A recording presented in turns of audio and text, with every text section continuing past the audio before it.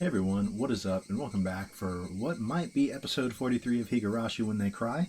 So at the time of recording this intro, I haven't decided if the last episode is going to be its own video or if I'm going to combine these two.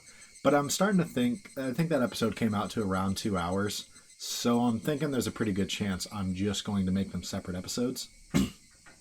And so, just in case, I'm recording an intro for this one. So the last episode was very interesting. In the last episode, we see we see the meeting of with Kichiro and the other higher ups in the village, and there's some interesting things being said. I feel like I'm maybe jumping around a little bit here. Point is, Shion's disguised as Mion, and she takes Mion's role in this meeting after kind of drumming up Keiichi and making him realize the gravity of the situation. I kind of skipped over that. So she's trying to get him to maybe report anything he hears to her, so that she's using him as bait to maybe find out who's responsible for demoning people away, right?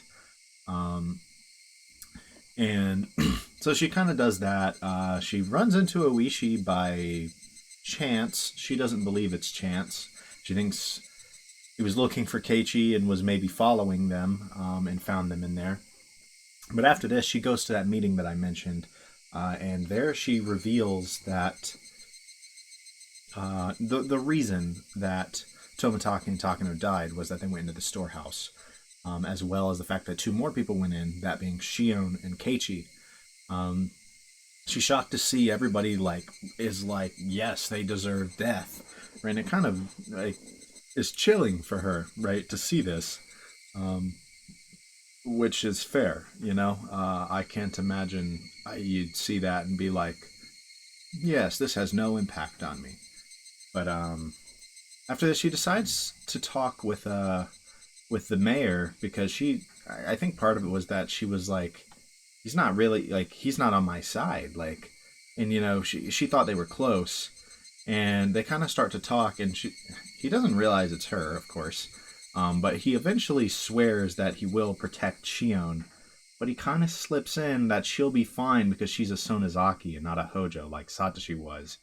And if you know anything about Shion at this point, that sets her off real bad. She did not take very well to this, being told that the crime that Satoshi paid for was basically being a Hojo, right?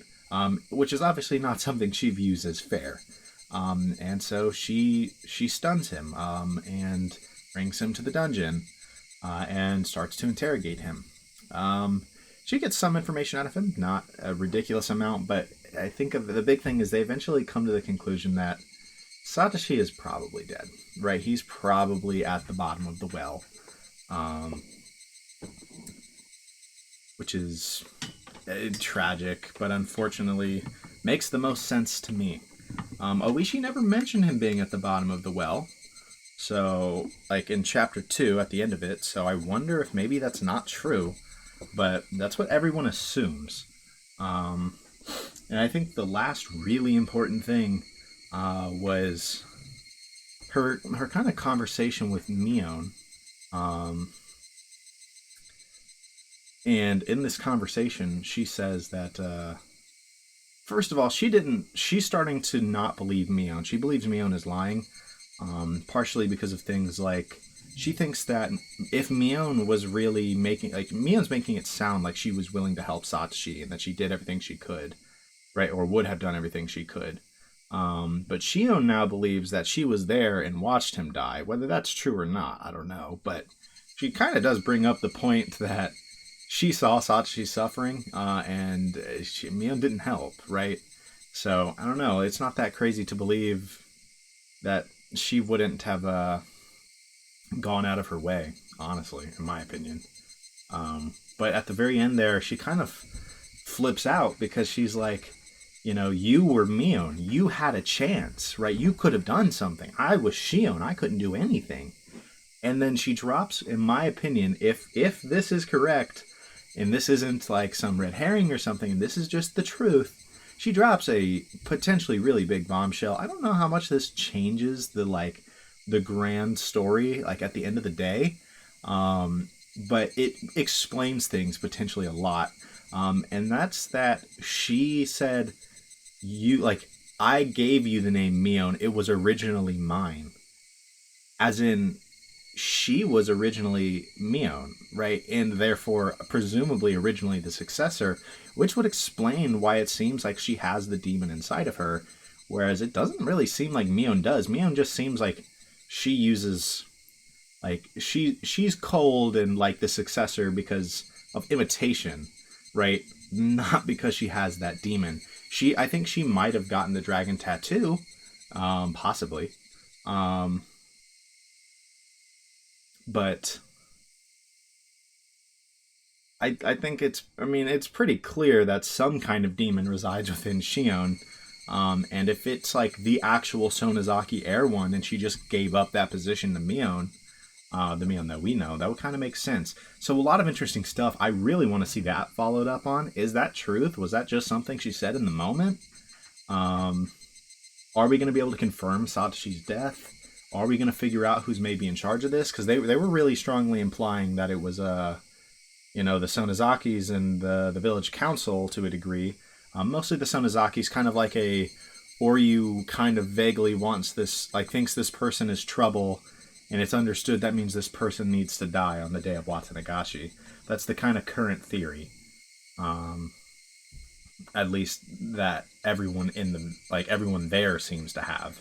So unless they're all wrong, that might just be the explanation, right? Unless all of them are being duped by someone, maybe my ideas have been wrong. I don't know.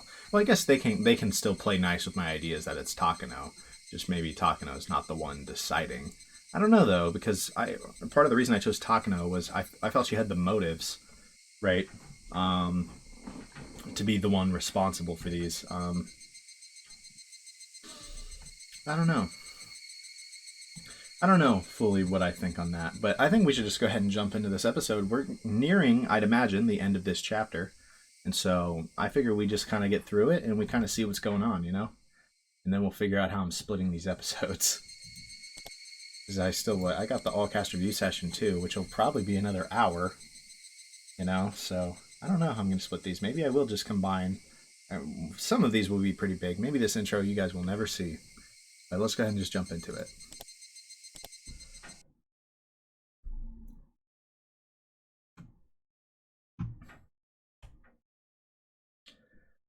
Ugh, why every time? あれれみーちゃんもなんだか寝不足な感じだよ。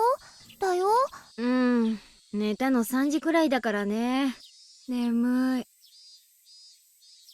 3時？おいおい、夜更かしにも限度ってもんがあるぞ。She probably was interrogating people afterwards. No, I mean she was looking for the mayor. I don't think Keiichi didn't help in that search, did he? He got a call, but he didn't help. Okay, no, it was only Rika that he helped search for.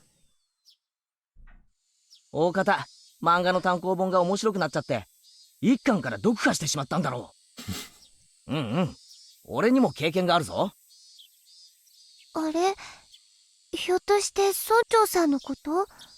まだ見つかってないの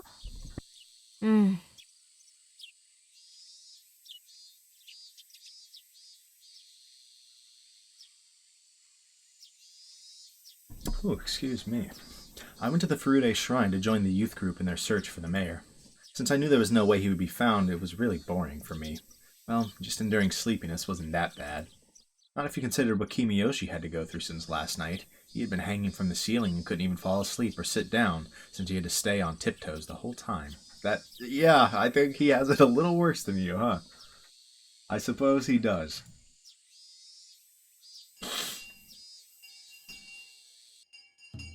The teacher explained to us that the mayor had gone missing and asked us if we knew anything. A couple of people said some things, but they were irrelevant.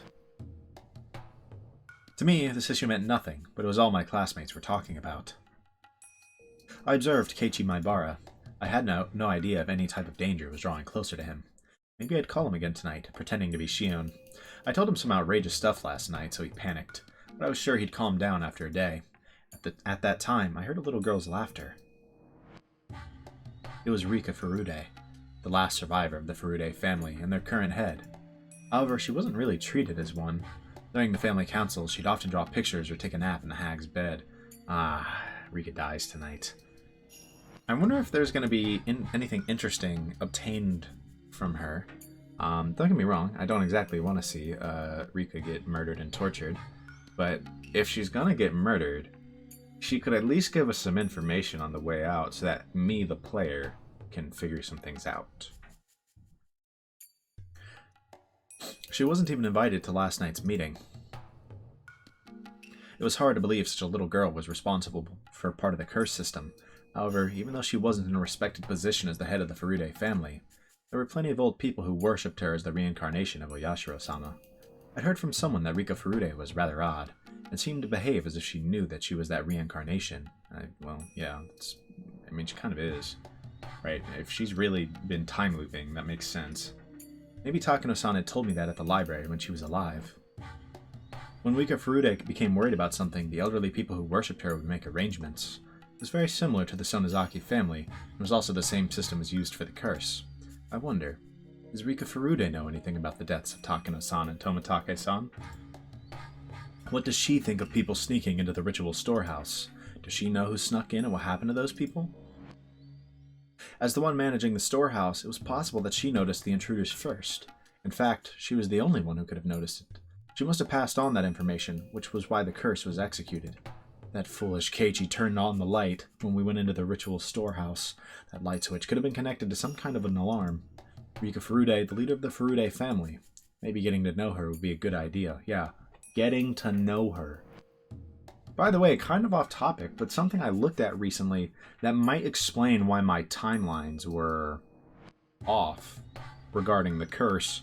I'm not 100% on this. I can pull this up later. But I was going around in Chapter 2. Day 6 and Day 7 are the exact same event, which kind of threw my timeline off a little bit.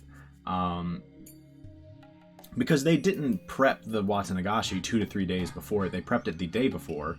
But when I clicked Day 6, that was the day they were setting up. And when I clicked Day 9, that was the day Shion was kind of... It was like yesterday in game where she was kind of going around as Mion for the first time, starting to get sick, you know? And I'm like, okay, that's like a 3-day gap, right? But if you take a day off of that, which seems to be the case, it doesn't really work. So I don't know if that means the day counts in the chapter jumps are just untrustworthy, which I mean would kind of make sense. Or if there's some meta explanation for that I just don't know yet. I don't know which of those is true. I figure it's not, just in case it is something that's kind of meta, right? I maybe shouldn't look into it too much, but I think that's kind of what threw my timelines off. It was something I was just thinking about. So I figured I'd kind of bring that up. So to me, it kind of seems like the days theory is kind of maybe cooked. Because if you listen to the timelines that are given within the game itself, it doesn't seem like that makes sense. Because it does seem like... and I mentioned this because in the last episode, there was a point where I was like, what do you mean, like, I'll see you at, like, the festival tomorrow? Like, the festival's not tomorrow, right? Or I think there was a line in chapter 2 that said that, whereas in this chapter it was like, you know, like, we were there yesterday. And I was like, no, you weren't. That was like 3 days ago, right? No, I think it was me that was wrong. And that threw me off a lot. It was just something I started to think about, so I gotta really rethink the incubation of the curse, potentially. I don't know. I didn't put too much thought into it, just looked and I'm like, oh, that's where I made an error, and I'm probably wrong, because that timeline doesn't line up with the game itself. Because she first started experiencing bad symptoms the day before Watanagashi, and that means it was only like 4 days before she maybe died. Even if you add, like, you know, another 2, I don't think I think it was like 3 days after that Keiichi got stabbed, right? Was it even longer than that? I don't remember, but I think it was 6 days. I think it was a 6-day gap. But it was long enough that either way, if it's the 6-day explanation, that doesn't really make sense for that to be Shion. So I don't know. Something is definitely wrong there. I'm definitely going to have to reconsider that, basically. It's just something I was really thinking about. I don't know why that popped into my head just now. I guess it's because we were talking about the storehouse and whatnot. But anyways, let's continue. Regarding Rika and how she might know things, and you know, Shion is curious if she knows things, and I'm sure she's going to get that thought here soon that she should try to get information from her. Rika Furude, the leader of the Furude family. Maybe getting to know her would be a good idea. Oh, wow. I didn't stop in the middle of the monologue. I stopped at the フル end デ of 家 it. 当主として今回の件はどこまで知ってるの？ Is this gonna be why she was covered in dirt? Is Shion gonna, like, shove her or something? I asked her rather directly. It was hard to tell if she understood I was asking her in place of the Sonozaki family head, instead of as Mion Sonozaki. 富武たちのことですか？ Rika answered. The news hadn't been made public yet. The news hadn't been made public, yet she knew about it. Although she looked immature, perhaps she truly was the head of the Furude family. Also, she's probably experienced that like 100 times. お社様のたたりなのですよ。そんなのは分かってるよ。ならまだ終わってないよね。あと2人残っている。その2人はどうなるか聞いてる？ I tried to be vague to see how Rika Furude would react. I'd been thinking that she had nothing to do with the underside of Hinamizawa since she was always treated like a child. However, Rika had just said things about the incident which normal people shouldn't know anything about. That proved she belonged to the underside's network. 別にどうでもいいと思いますですよ。 What does that mean? She answered the question about Tomitake-san and Takano-san fairly quickly, but took a little longer to answer this time. I would have assumed she would maybe have been like shocked, like, what do you mean there's two more? Kind of seems like she actually maybe does have information that Keiichi and Shion were in there. I don't know. Did she have to think about it? Shit. The look on her face never changes. It's impossible to figure out what she's thinking. どうでもいいってことはないでしょ。それじゃあけじめにならないのは分かってる？僕はちゃんと反省したならそれでいいと思いますです。 Oh, that might set her off. Given that it was not true of... I don't know. Maybe, like, she might think, like, well, then why didn't that save Satoshi, blah, blah, blah, if the conversation gets there. Her response was unexpected, especially after seeing all the old people get so furious last night. To trespass in the ritual storehouse was blasphemy against Oyashiro-sama. The village elders had said those intruders deserved to die. Yet the leader of the Furude family, who protected the sacred storehouse for ritual implements, said that if they felt remorse for it, then that was fine. I recalled how people thought of Rika Furude's father during the dam conflict. Yes. Her father was called an opportunist back then. He didn't agree with the Onigifuchi guardians, who had resisted violently during the conflict. Like father, like daughter. I aggressively grabbed Rika Furude by the collar. はあ？何をひよったことを言ってんだか。フルデ家は先代もあんたもつくづく甘ったるいね。 So it was Shion who roughed her up. あんたたちフルデ家が西宮殿がいかに神聖で不可侵な聖域か一番理解してなくちゃならないんだよ。そのフルデ家の仮にも当主が何を甘ったるいことを言ってるわけ。 I laughed at myself. I was told the same thing by someone else and was now saying it to Rika. 西宮殿を犯した罪がどれほどの大罪か理解してないわけじゃないんでしょ。西宮殿はお社様の大切な場所なのです。勝手に入ったりとかしちゃダメなとこなのです。分かってるじゃない。そこに汚れを持ち込んだんだよ、あの4人は。悪い猫さんなのです。にゃー。そうだね、悪い猫だ。2匹は捕まえてお仕置きした。あと2匹いる。にゃー。どうけじめをつけるべきだろうね。フルデ家当主のご意見を聞かせてよ。Rika really didn't usually wear any expression whatsoever, making it impossible to tell what she was thinking. But while I grabbed her by the collar and stared at her, I could tell somehow. Rika was a little disturbed. I sensed she was trying to see what I was thinking in turn. 僕は2匹の猫さんは許してあげたいです。それでけじめになると思ってんの？けじめって言葉が僕にはよくわからないです。ああ、いい質問だね。じゃあお勉強しよう。けじめってのはね、罪をあがなうってことなの。罪は残せない。お社様のお怒りを放置することになるんだからね。だから罪の大きさに比例したけじめで罪を清めなければならないの。わかるよね。お社様は別に西宮殿を見られても怒らないのですよ。 Now that's interesting.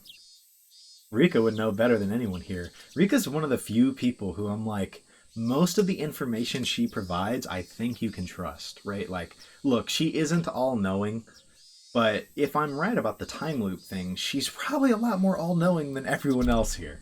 はあ？あんた何言ってんの？あの中を見ちゃダメなのは、あの中に怖い道具がいっぱいあるからなのです。見るときっと怖がる人もいると思いますのです。だから誰にも見せないようにしてあるのですよ。見た人もきっと怖かったと思います。だから反省してると思いますのです。反省してるから許されるって。あんたが決めることじゃないでしょ。そりゃお社様が決めること。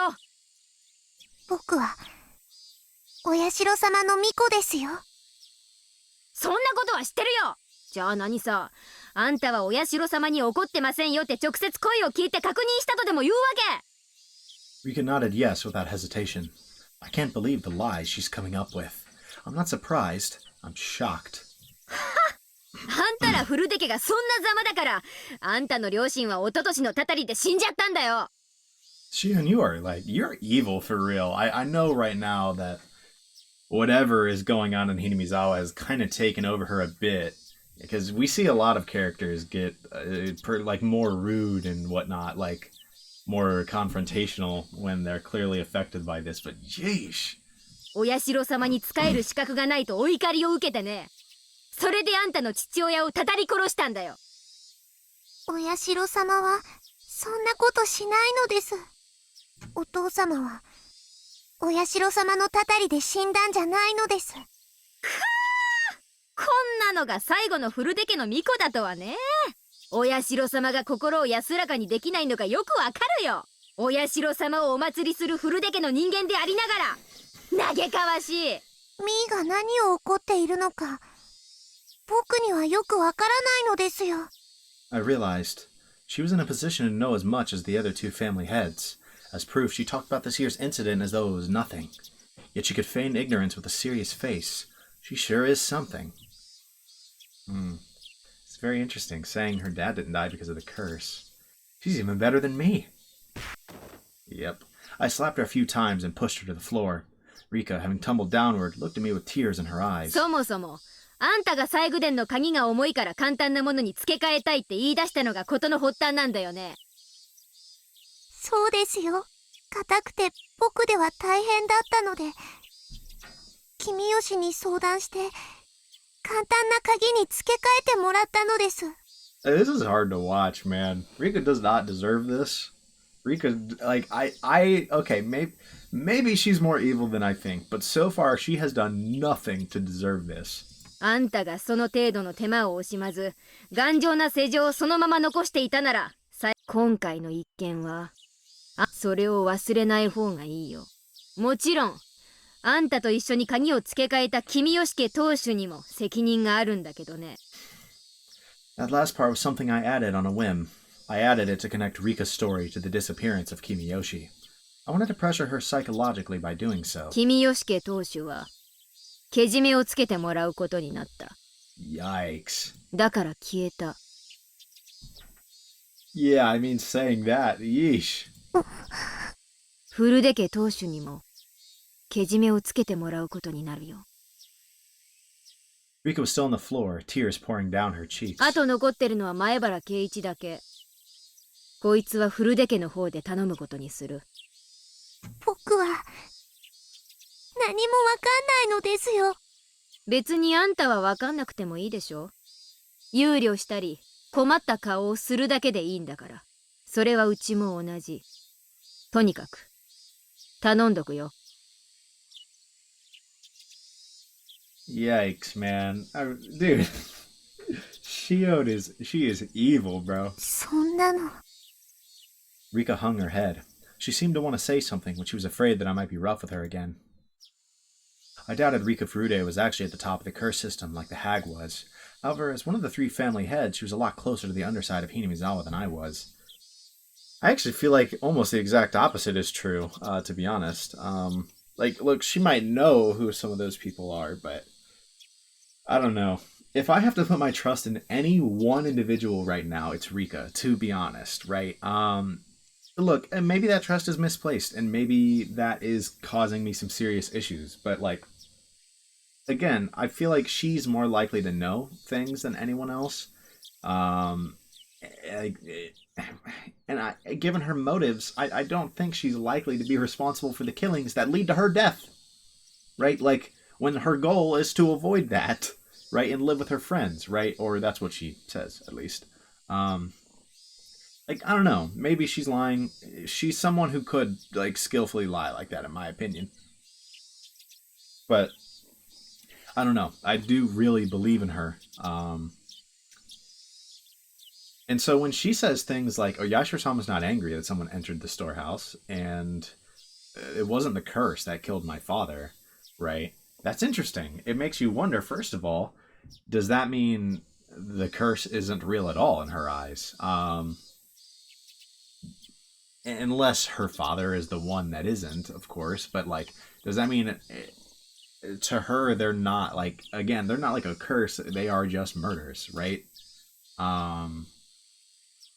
That are being kind of revised to being that.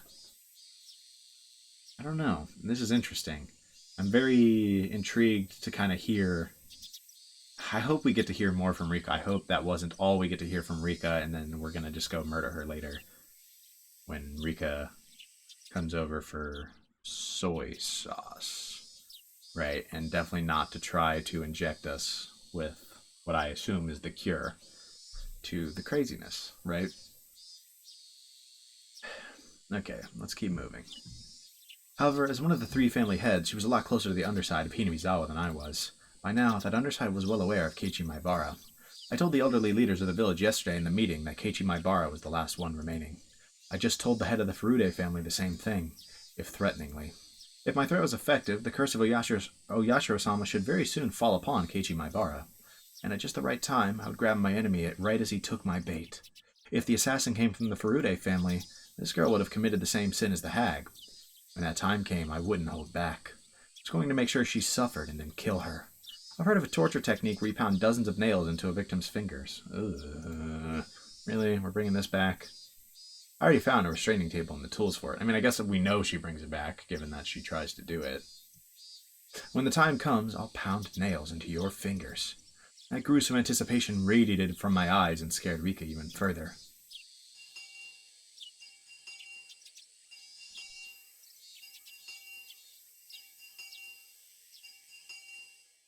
I wonder how Kimiyoshi is doing. He dead by now? I doubt he died from tiptoeing all night, but sometimes a human can go very easily. He already told me everything I wanted to hear, and he doesn't know anything else anyway. On top of that, he was responsible for spreading the infection that was the curse system of Oyashiro-sama. His sins are very heavy. I really liked Uncle Kimiyoshi. He had always been kind. The hag was so tough on her relatives, and that's why he was extra nice to me. When we talked yesterday, I was so happy to hear him say he would forgive Shion. He even said he would fight the hag to save her. That made me very happy. Don't worry. If Shion-chan feels bad about what she has done, she won't be demoned away. Leave it to me. I felt such warmth inside of me. I almost shivered. I was so happy, yet so very sad, for he continued to say that Satoshi-kun deserved to die. He said those nice things because he wanted to make Mion happy, since she was worried about Shion. Satoshi-kun deserved to die because he was a member of the cursed Hojo family, but Shion-chan of the Sonozaki family did not. That's what he meant. In other words, to the leaders of the village, including Kimiyoshi, members of the Hojo family are more contemptible than insects. They don't care if they lived or died. Their sin was not only that they despised the Hojo family so, but also that they let that hatred infect the rest of the village. Therefore, everyone in the village deserves to be a victim of the curse of Oyashiro-sama. Okay, dude, she really might have... The tragedy might have for real been her. Like, it really might have been her. I'm serious. Kimiyoshi and the others created an environment that excused murder in that name. If that was so, if Takano-san and Tomitake-san hadn't committed the serious crime of trespassing in the ritual storehouse, then Satoko Hojo, the last survivor of the Hojo family, and Teppei Hojo, who has been hiding in Okunomiya, might have been the victims. Well, about that, boy, do I have news for you. Also, finally seeing Teppei is kind of crazy. I assume we'll see him again at some point. So, I'm not gonna, like, save there or something. Satoko Hojo. She was always around Satoshi-kun. She expected Satoshi-kun to help her every time she cried.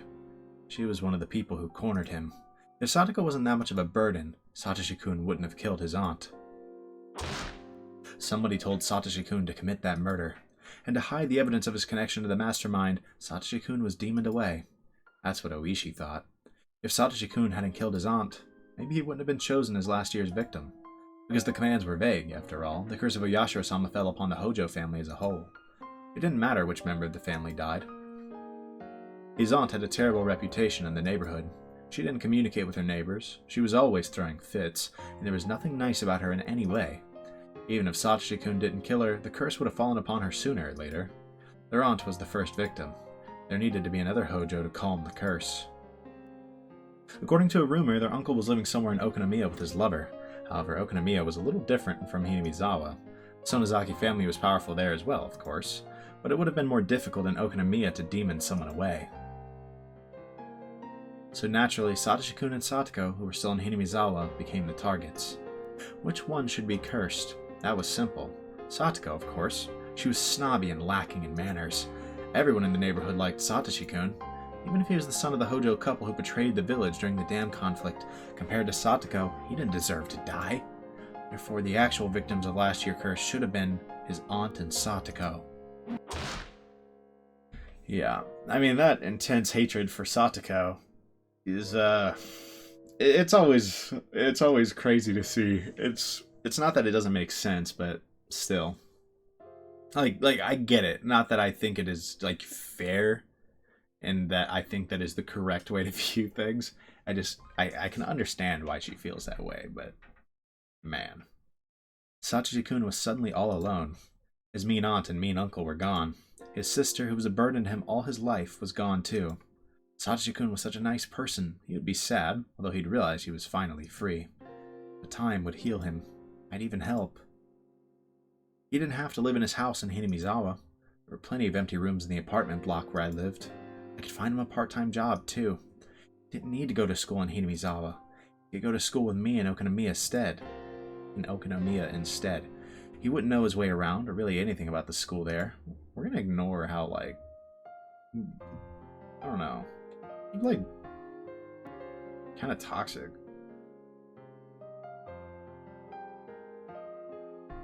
I mean, like, even ignoring the I wish his sister had died thing, right?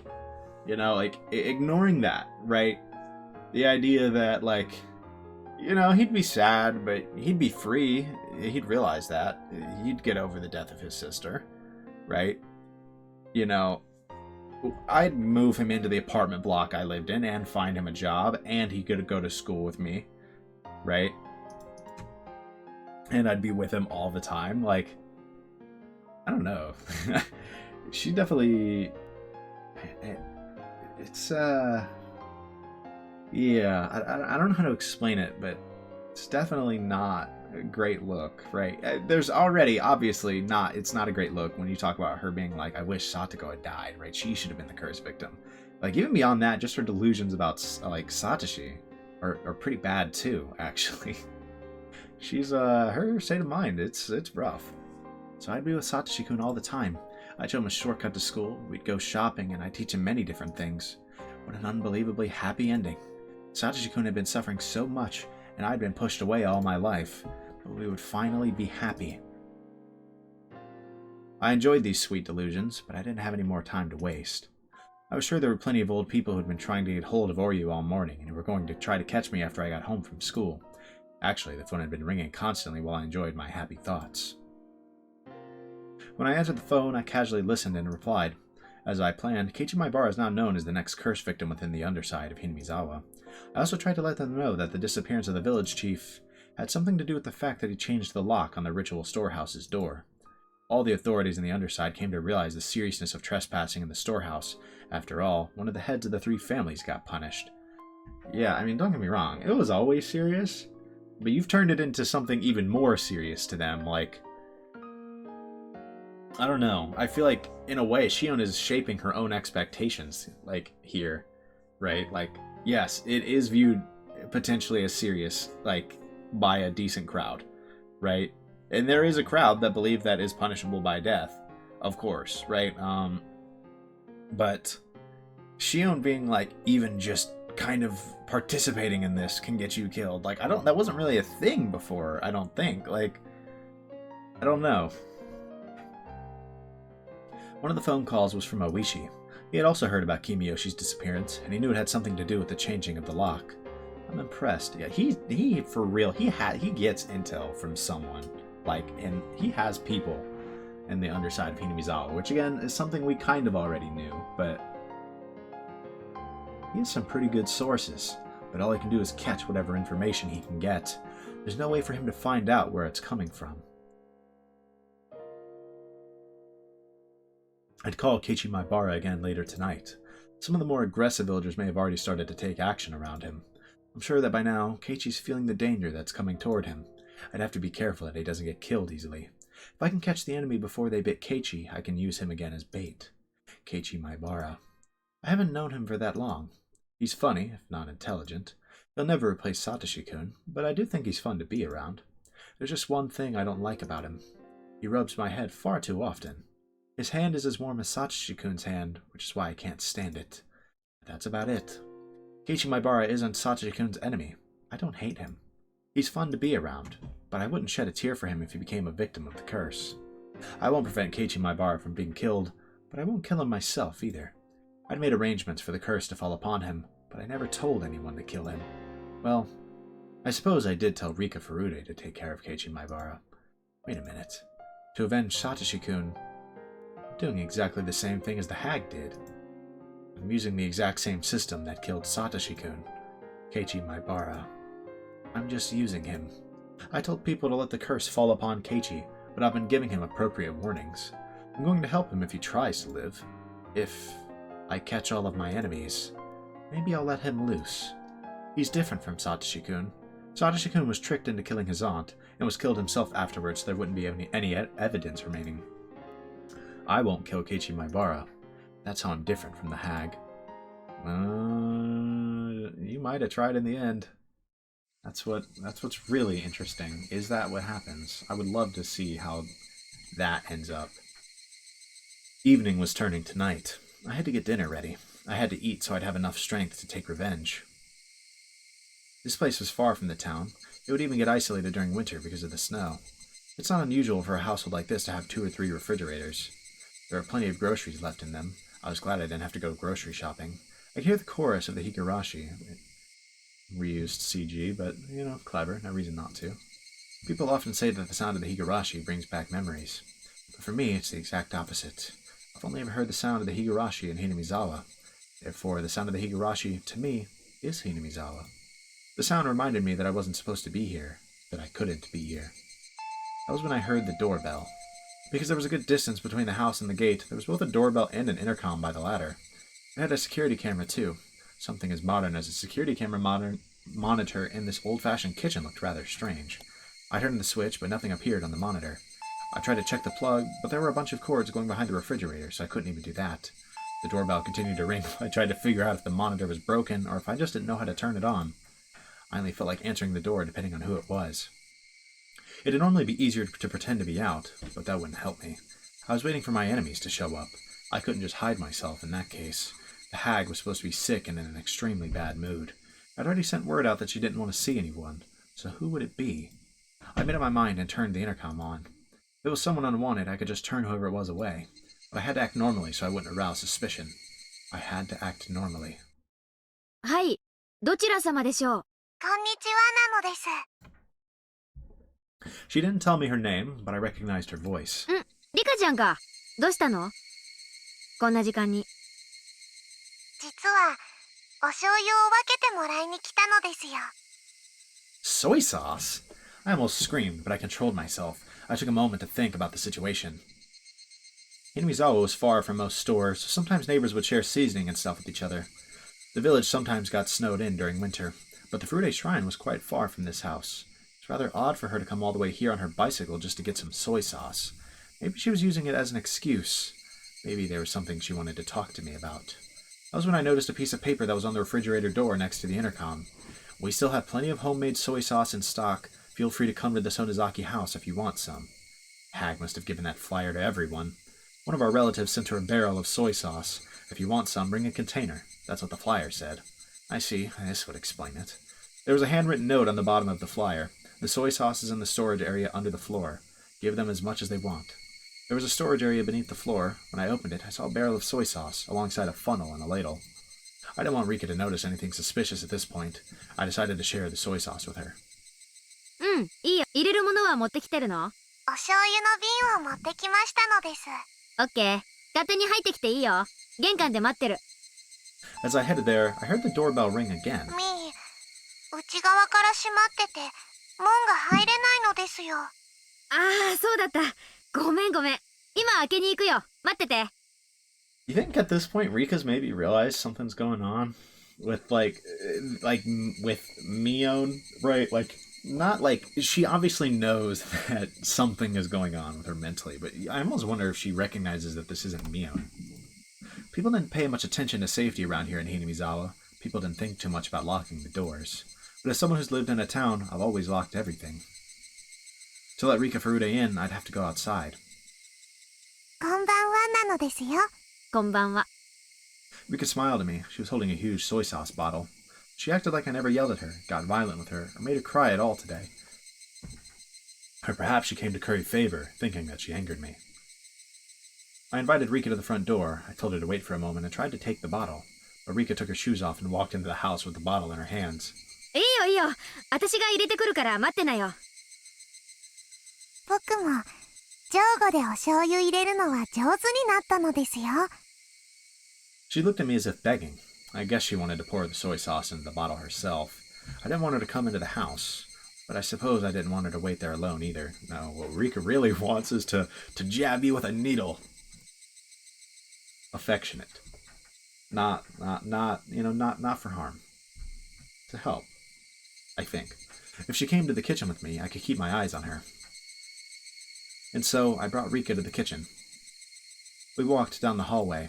I only heard my footsteps. I stopped suddenly and turned around to make sure Rika was following me.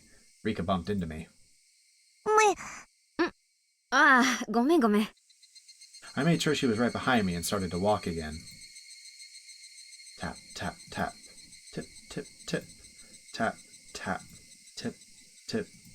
Rika must have been having fun matching her footsteps to mine. Even when I quickly sped up, our footsteps matched perfectly. Tap, tap. Tap, tap. Tip, tip. Tip, tip. Tap, tap, tap.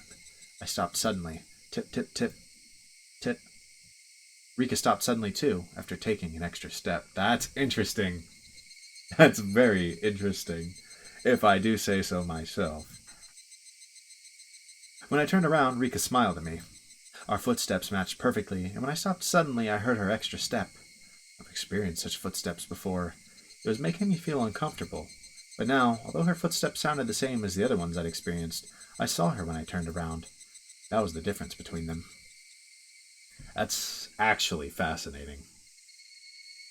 I kind of came up with that idea earlier, that what if it was Rika, but like somehow, but is that the truth? I don't understand how that would be true, given that it seemed like she was occupied when those footsteps were happening. But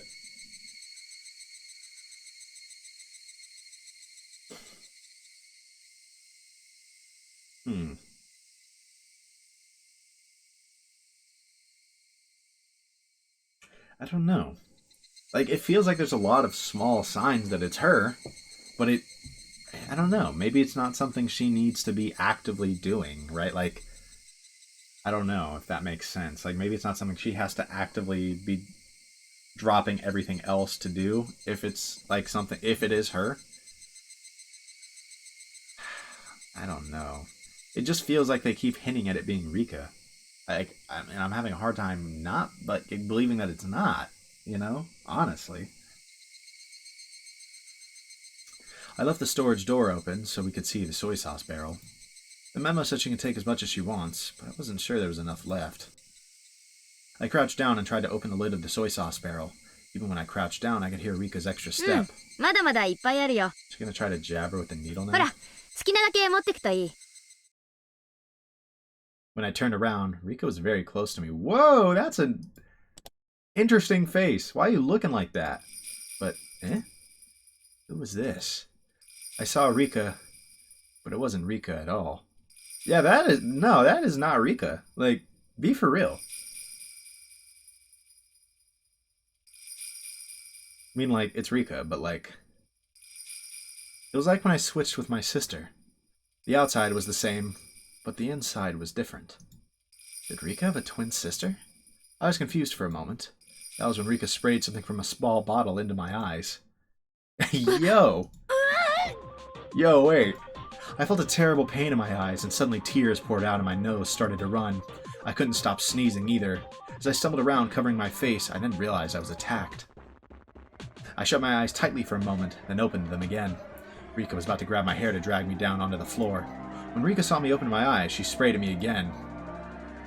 I shut my eyes to avoid the spray, but my nose still breathed in the substance. I avoided the pain in my eyes, but the tears, the runny nose, and the sneezing continued. Shit! Ah! I'm sorry, I don't do screams well. My brain isn't working quickly enough. However, when I finally understood that I had been attacked by Rika Furude, my brain started to grind into motion. Rika Furude knocked me on my back and got on top of me. I tried to escape from her by rolling on the kitchen floor. As I rolled, I hit an oven, a huge jar, and destroyed a pile of something on the floor as I fought back. But Rika didn't let go of me. She stayed on top and restrained me. She was sitting on my stomach, and I felt intense pain and pressure. She sure could fight well. I still couldn't see anything. Rika had the upper hand, my eyes were shut, and I was in real danger. As I tried to blink, I saw Rika's expression. I didn't know Rika Furude all that well. I only knew her from the few times we met when I went to school as Mion, and from the things I've heard from other people. But as far as I knew, there was no way Rika Furude would ever do something like this. This is just impossible. Impossible, impossible. No, I can't fill my head with that word. I have to calm down and figure out what to do next. Shit, I'm too much of a mess to even think. I tried to peek at her face again.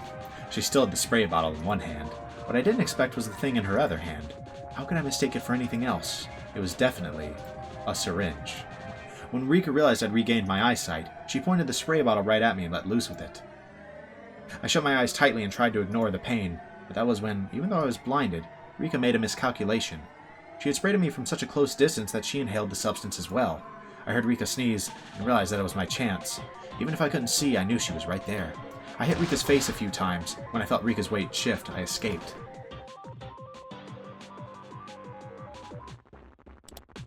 I then got my stun gun ready. I like this CG. I don't think I can use it as a thumbnail, though. Kind of bordering too much on spoilers. Maybe. Rika must have inhaled just a little of the spray. She wasn't sneezing anymore and was glaring at me instead. 上等切ってくれんじゃないの。ぶちまけられていか。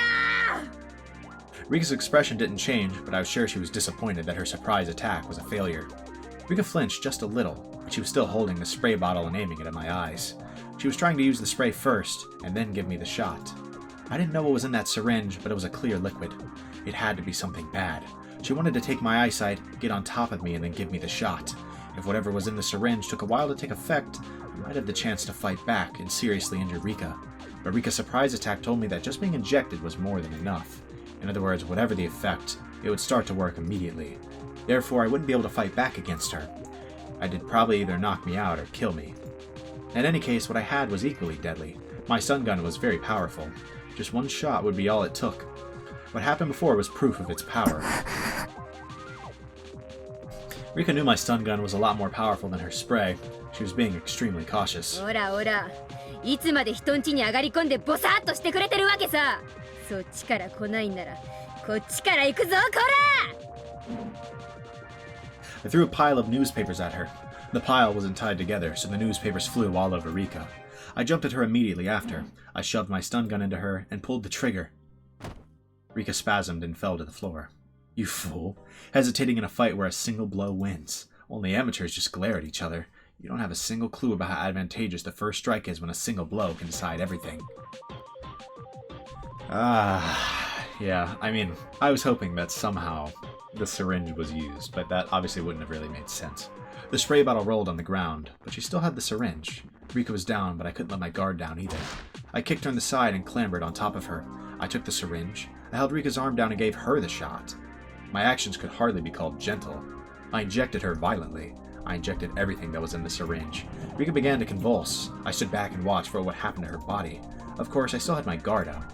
While I assumed that the drug would incapacitate her immediately, I didn't know exactly what kind of reaction she would have. Injecting her with that is interesting. It might give us some kind of clue as to what it does.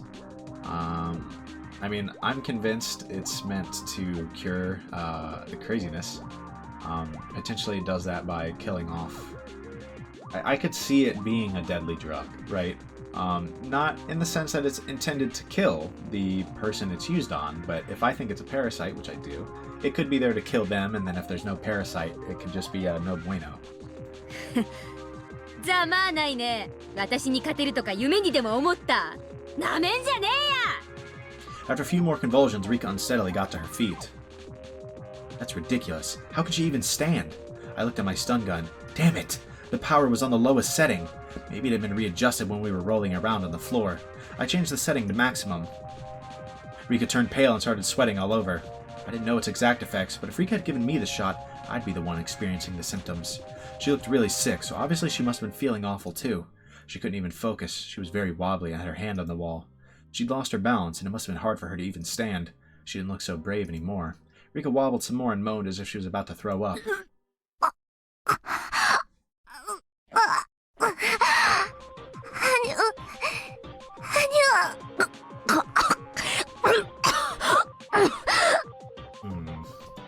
Rika looked scary as she moaned and wobbled, but at the same time she looked kind of funny too. Certainly she hadn't even dreamed she'd be getting the shot herself. As the man sows, so shall he reap. That's what you get. 実に滑稽だね。でも吐くときは勘弁ね。お手洗いで吐いてちょうだいよ。あんたがあとどのくらいでくたばるのか見物するのも楽しいよ。ああ、でもそれじゃあ拷問する楽しみがなくなるね。私さ、あんたにはあの釘台を使ってやろうとずっと心に決めてたんだよね。あんたが自分の薬でゲロを吐きながらそれで窒息して死ぬのが早いか、両手十指に釘をたらふく食らって痛みで行くのが早いか、ぜひ見てみたいもんだね。Shion really needed to get injected by that, man. よし決めた。じゃあ会場を移そうか。場所を移すためにちょいと眠っててもらうよ。I walked up to Rika, my stun gun making popping sounds. When Rika saw the sparks from the stun gun, she moved to grab a huge kitchen knife. おや、まだその程度の元気はあるわけだ。そうでなくちゃ面白くないよ。あんたにはいろいろ聞きたいことがあるしね。無駄に抵抗しない方がいろいろと辛くないよ。もっとも抵抗しなくても辛い目に遭うだろうけど。残念だけど、あんたの誘いは断るわ。この拷問狂が。What she said wasn't anything I'd expect to hear from the Rika I knew. No, for sure, that is... 残念だけど、あんたの誘いは断るわ。この拷問狂が。It doesn't even sound like Rika. The face doesn't look like Rika. It doesn't sound like Rika.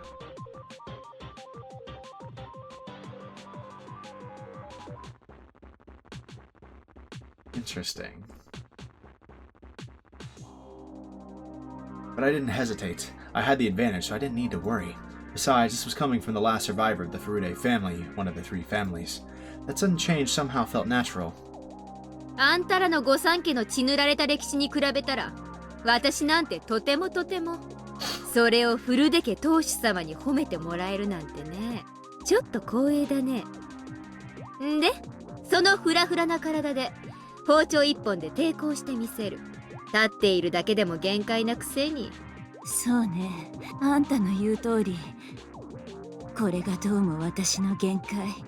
お前なんかに召し取られて拷問で殺されるくらいなら、悪いけどお先に退場させてもらうわ。退場できるならしてごらんよ。 It was clear who held the advantage here, but despite that, an odd thrill filled both of us.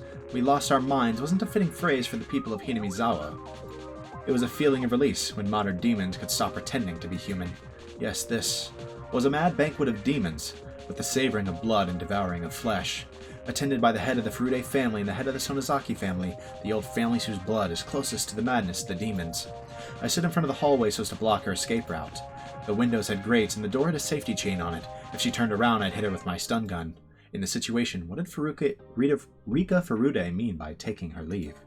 Rika got her knife ready. I expected her to aim at my stomach when she attacked, so I took a stance with my stun gun ready in my hand. Rika, however, suddenly turned around. I carefully watched to see what her next move would be. Rika put the handle of the knife to the wall and held it in place. What was she doing? じゃあね、さよなら拷問狂。お前なんかに殺されてたまるか。Rika reared her head back and slammed her throat against the knife on the wall. Oh, snap! Okay, I didn't expect that. I mean, there was a part of me that thought, like, yeah, she might be about to commit suicide, but just like, that's crazy! Her blood splattered all over. Rika bent backwards repeatedly and let the knife slash at her throat. Again and again. Her neck and chest were dyed red. I'm not going to sit here too long during this song, but I think somebody mentioned that this song has a lot of sounds in it that I should maybe pay attention to at some point. I'll maybe check that out like whenever I do the all-cast review session, but just wanted to mention it. I'd always thought blood was darker, but her blood wasn't dark, it was so bright. I must have been confused, but it looked pretty. After doing this several times, Rika turned around. Her eyes were wide open. She didn't look like she was from this world. Her face looked like something both living and dead, both real and artificial. It was very scary, eerie, and above all else, pale. Although her face looked unearthly, it was a very appropriate face for a demon. I didn't have a mirror, so I couldn't tell, but I was sure I looked exactly like her. Minus the, cut throat.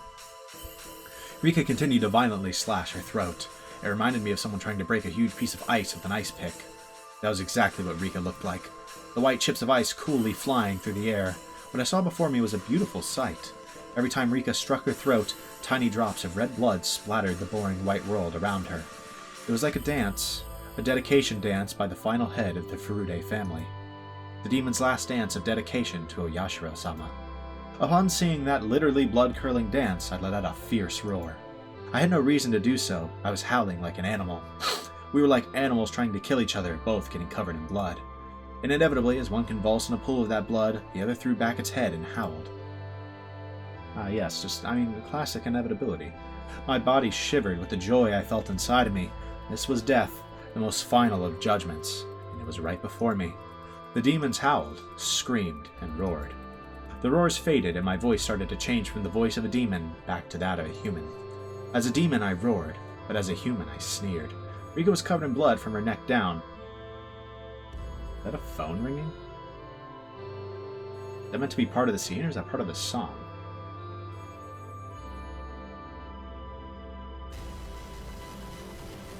I think it's part of the song. That's interesting. Maybe that's one of the sound effects that was being mentioned. I actually do kind of want to sit here and listen to this song, but I don't want to kill the pacing of this scene. Rika was covered in blood from her neck down. Her blood was pouring out, making a little noise. Rika was still staring into my eyes. I stared back at her. I wasn't sure they were still eyes, though. They were no longer human eyes, but the eyes of the dead. Rika No, Rika's corpse, vomited blood from her mouth and nose and smiled. Then she dropped the knife. She stuck her hands out and turned her palms upward. Her wiggling fingers reminded me of an insect's legs. Those fingers reached for her own throat. I'd never seen anything like it. I'd never seen anybody do this before. Because Rika was scratching her own throat. She was ripping her own throat apart. Maybe that wasn't a good description. She was trying to rip out the inside of her throat through the opening she'd made with the knife. Interesting. Interesting. Her fingers found the biggest tear. Rika smiled.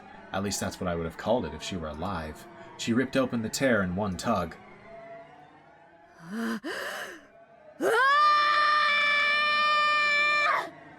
Upon hearing my scream, Rika died and fell on her face into the pool of blood. That was it. She didn't get up again to show me her throat. I stepped back from Rika Furude's body and bumped into the wall in the hallway. His scream. We've already established I'm not good at these and I'm not doing them. I roared again in admiration of the ritual dance of dedication of the head of the Furude family. Joy ran through my body, my blood rushed through my veins.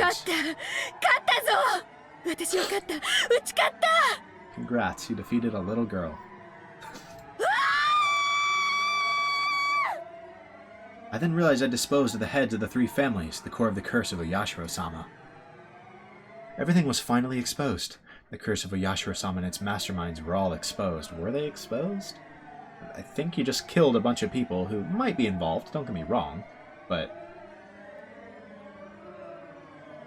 you didn't expose anything. I disposed of the leaders of the three families who all killed Satoshi-kun. The head of the Sonozaki family died of a heart attack. She was at the bottom of the well along with a wheelchair. I apprehended the head of the Kimiyoshi family. He'd continued to tiptoe until he died. The head of the Furude family died, in a way that was perfect for the final head of the three families of Onigafuchi. I did it. I accomplished my mission. I defeated all the masterminds who killed Satoshi-kun with the curse. Every one. Satoshi-kun, you were powerless. You didn't have the means to fight back. Those evil people simply sneered while they let you die, after marking you as a member of the cursed Hojo family. I will never, ever forgive them. They believed you deserved to die because you were one of the Hojos. As long as it was done by the curse of Oyashiro-sama, they didn't care how you were killed. I will never forgive those people for creating this world. What could I have done to save you, Satoshi-kun? I couldn't save you.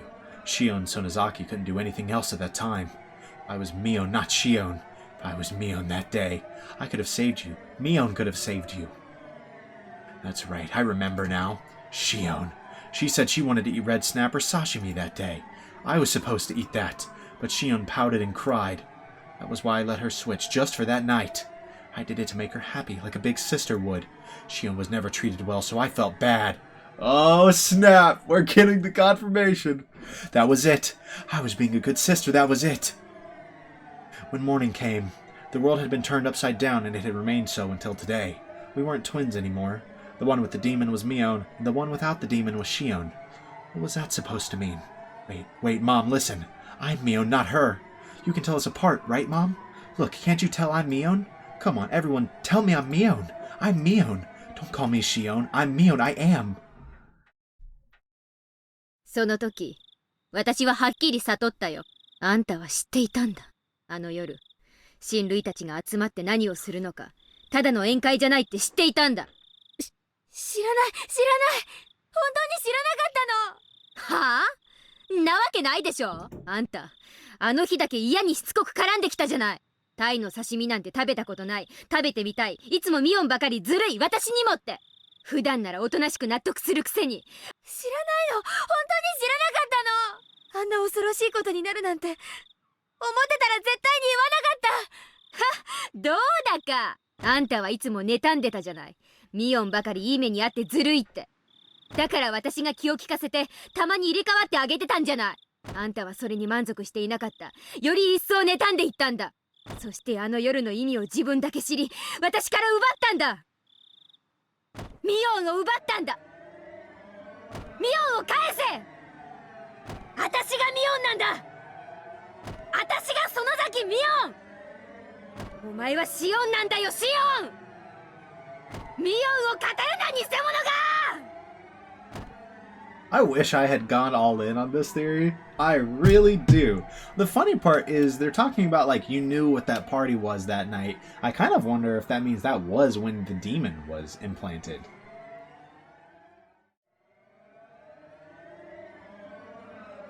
In which case, my whole idea being because Shion, that we know, has the demon, I'm not going to switch their names, to be clear. The Shion that was Mion, that's Shion, right? That's just how it's going to be. Anyways, Shion, like, my logic was she has the demon, so maybe she was once the successor and things change after. Unless it was just the night of the tattoo and the demon was already implanted or something. I don't know, right? How that works out. If that's the logic. Or maybe they both ended up with demons. I don't know. That's not impossible. I kicked the bars of the cell repeatedly while I roared. Compared to my roar, the metallic noise of the bar sounded like the cry of a little puppy. I'd been convinced by something so stupid. The tattoo of the demon was just a way of telling us apart. Even without that tattoo, I am Mion. That's right, I am Mion Sonozaki. I gathered my hair and put it in a ponytail with the yellow band that Mion used all the time. Since I didn't feel my hair on my neck, I felt like I could think more clearly now. Two Mions looked at each other through the iron bars. According to our sibling rules, that was never to happen. Yes, there was only one Mion and one Shion. There could never be two of either at the same time. 髪をほどけシオン。ミオンは私だ。ミオンはここにいる。お前がミオンじゃない。だから語るな、二度と私を語るな。聞いているのかシオン。聞こえているのか。聞こえているなら返事をしろ。私に返事を届かせろ。シオン。I took myself back on this day. Shion admitted she was Shion. はあ、ミオンであることがこんなにも素晴らしいなんて。すごいよ。体全体が言うことを聞く。This is insane. 頭の回転が優れた気がする。So much has happened this episode. I feel like we're already just moving right past the whole Rika thing. そうだよ。ミオンは万能なんだ。ミソカスのシオンとは違う。落ちこぼれのくせに下手なミオンのふりなんかしやがって。それが私にとってどれだけむずがゆかったことか。わかるでしょ、あんたになら。シオン。はい。おね。Shion called me sis, and so I was Mion. Ah, the demon who had been asleep deep inside of me was finally allowed to wake up. The demon roared, and my whole body shivered to express its joy. シオン、あんたには罪がある。あんたは今までミオンだった。園崎家の鬼を継ぐミオンという強い立場がありながら、サトシ君を救わなかった、救おうとしなかった。サトシ君を救うための100億の瞬間があったはずなのに、あんたはその全てを見殺しにすることを選んだんだ。私は許さない、お前を許さない。お前が私だったらサトシ君を救えていたのに、お前が私を奪いサトシ君を殺したことを私は絶対に許さない。Shion was shaking on the other side of the bars. 私はお前を殺すだろう。絶対に殺す。サトシ君の無念に見合う殺し方をしてやる。お前を一番残酷に殺す方法が何なのか、今日から毎日考えて過ごしてやる。シオンは私がそれを思いつくまでのわずかな日々を、いつ殺されるのか、どう殺されるのかに怯えながら過ごすがいい。Jesus Christ. I mean, like, she's already snapped, obviously, but ever since, like, the Rika thing really made her go, like, absolutely bananas. 簡単には殺さない。むごたらしく殺す。殺した後はサトシ君と同じ井戸に放り投げてやる。そしてサトシ君にあの世で謝ってこい。それが私を語り続けてきたことへの報いだ。報いお前の罪。ああ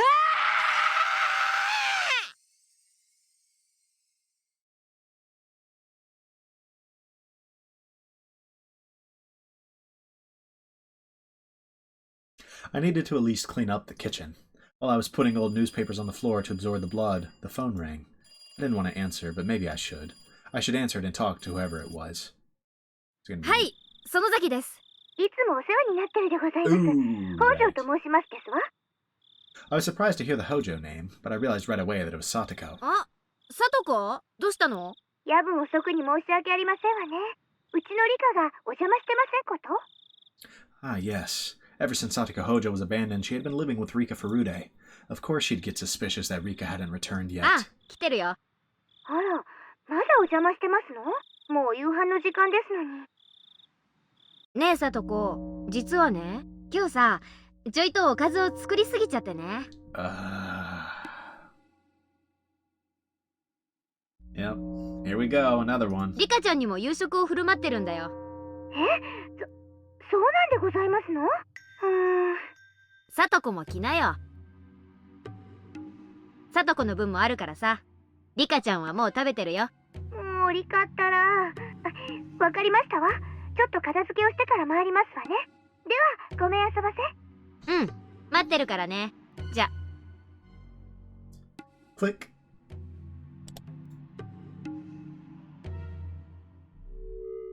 Oh, are we not going to see that one? I mean, I guess we don't need to see that one. It's probably not very interesting. It's probably, hi, Satoko, why don't you come in? Well, more like, get stunned. Yep, throw you into a well. Maybe if we're a little messed up, which we are, maybe we do a little bit of torture first. So is this going to be the search now? Are we skipping over the phone call then? No, now it's the phone call. Okay. Yep. So it's going to be phone call, then search. さっきから呼んでるぞ。電話だ。園崎さんから。園崎さんって、どっち？姉？ Well, the elder sister. 妹？そんなのは知らん。自分で出て聞きなさい。もしもし、ミオンか？シオンか？私です。シオンです。こんばんは。シオン！ゆうべは、すまなかった。つい興奮して。You must have been worried about how I hung up the phone so suddenly last night. 私たちは運命共同体なんです。互いの無事の確認が自分たちの安全の唯一の保証なんです。ああ、それについては同感だ。だから私たちは互いの知っている情報を共有する必要があります。高野さんたちみたいな死に方をしないために。Gulp. I heard Keiichi swallow loudly. では、昨日の続きを話します。もう怒らないで聞いてくれますよね。ああ、大丈夫だ。Keiichi agreed to be quiet and listen. I explained the dangerous situation Keiichi was in once again. Just like how some evil people in the village attacked Takano-san and Tomatake-san, they might attack us any day. It was ironic, of course, that while I was warning him, I was also the one who made sure the curse would fall upon him. 互いに何か気になることがあったら報告し合いましょう。互いの持つ小さな断片を合わせていけば、ひょっとすると高野さんたちを殺した、いえ、今年の事件に限らない。So it seems like she actually might not know at this point that he told Rika. So that might have just been a very clever move once he revealed it. To like kind of pin that on why she died. 過去の連続事件を解決する鍵が見つかるかもしれません。I think initially I was under the impression that maybe she knew, and that's why she kind of manipulated him into saying he did it to make him believe that, but I think it was just like a clever like redirect. そうだな。確かにそうだ。では、まずは言い出した私からいきます。最近、誰かに監視されているような気がします。I was making this up. I just wanted him to realize how urgent the situation と言っ was. ても気のせいかもしれません。でも一応報告します。今は気のせいだと思っていますけど、もしもケイちゃんも同じように誰かに監視されているように感じるなら、これは気のせいじゃないのかもしれませんから。そういうことなら安心しろ。少なくとも俺の方は大丈夫だ。It seemed like nothing had happened to Keiichi today, at least. Now that the heads of all the three families were gone, it was possible the curse system had been destroyed entirely. If that was the case, then Keiichi might not be attacked after all. But if there was someone who did want to attack him, that meant part of the system was still alive. In other words, my mission wouldn't be accomplished just yet. Keiichi is like the litmus test in this situation. I'd know whether or not all my enemies were gone depending on if Keiichi got bitten. He sure is a very useful man. After that, I went along with what Keiichi said. That does raise the question. I mean, if they are all dead, and I don't know, again though, I think there's a good chance Keiichi was never going to get taken by the curse in the first place. Like, that's the big thing, right? If he was never going to get hit by it in the first place, then I don't know, it doesn't really, like, that their absence not causing, like, not making him, or making him not go missing does not necessarily mean they must be the perpetrators, if that makes sense. So I have to decide whether or not I think he was bound to go missing in the first place had Shion not intervened. After that, I went along with what Keiichi said. I made sure he was fearful of Mion as well as of all the three families. I explained to him the possibility that the whole village was involved, and that the curse of Oyashiro-sama might be some sort of system. Then I remembered Shion wouldn't know too much about the disappearance of the mayor, so I continued. 私もついさっき聞いたんですが、君吉のおじいちゃんが行方不明になったって本当ですか？村長さんのことか。なんだシオン、聞いてないのか？何も知らないです。お父さんが電話でそう話してるのをまた盗み聞いただけですから。ああ、実はな、ゆうべ会合の後、家に帰ってこないとかでひなみ沢中で大騒ぎになったんだ。村中で探したみたいだけど、まだ見つかったって話は聞かないな。警察も探してるはずなんだけど。なんでそんな大事な話を先にしてくれなかったんですか？悪い、もう知ってると思ってたんだよ。隠す気なんかなかった。ケイちゃん、私どうしよう。どうした？話せよ。俺たちの間で隠し事はなしだろ。 Seeing this again, knowing how deceptive Shion is being here, it's like, oh, you sly bastard. Like you're evil. ごめん。隠すつもりはなかったんです。ちょっと言うのが前後したっていうか。俺たちは仲間だろ。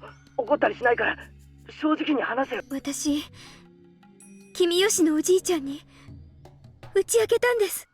君吉のじいさんってのはシオンにとって相談できる心安い人なんだろう。 So this might she's probably trying to pry the information on if he told anyone here, right? I think that's her angle here, of course. And then when he says Rika, she realizes that she can pivot.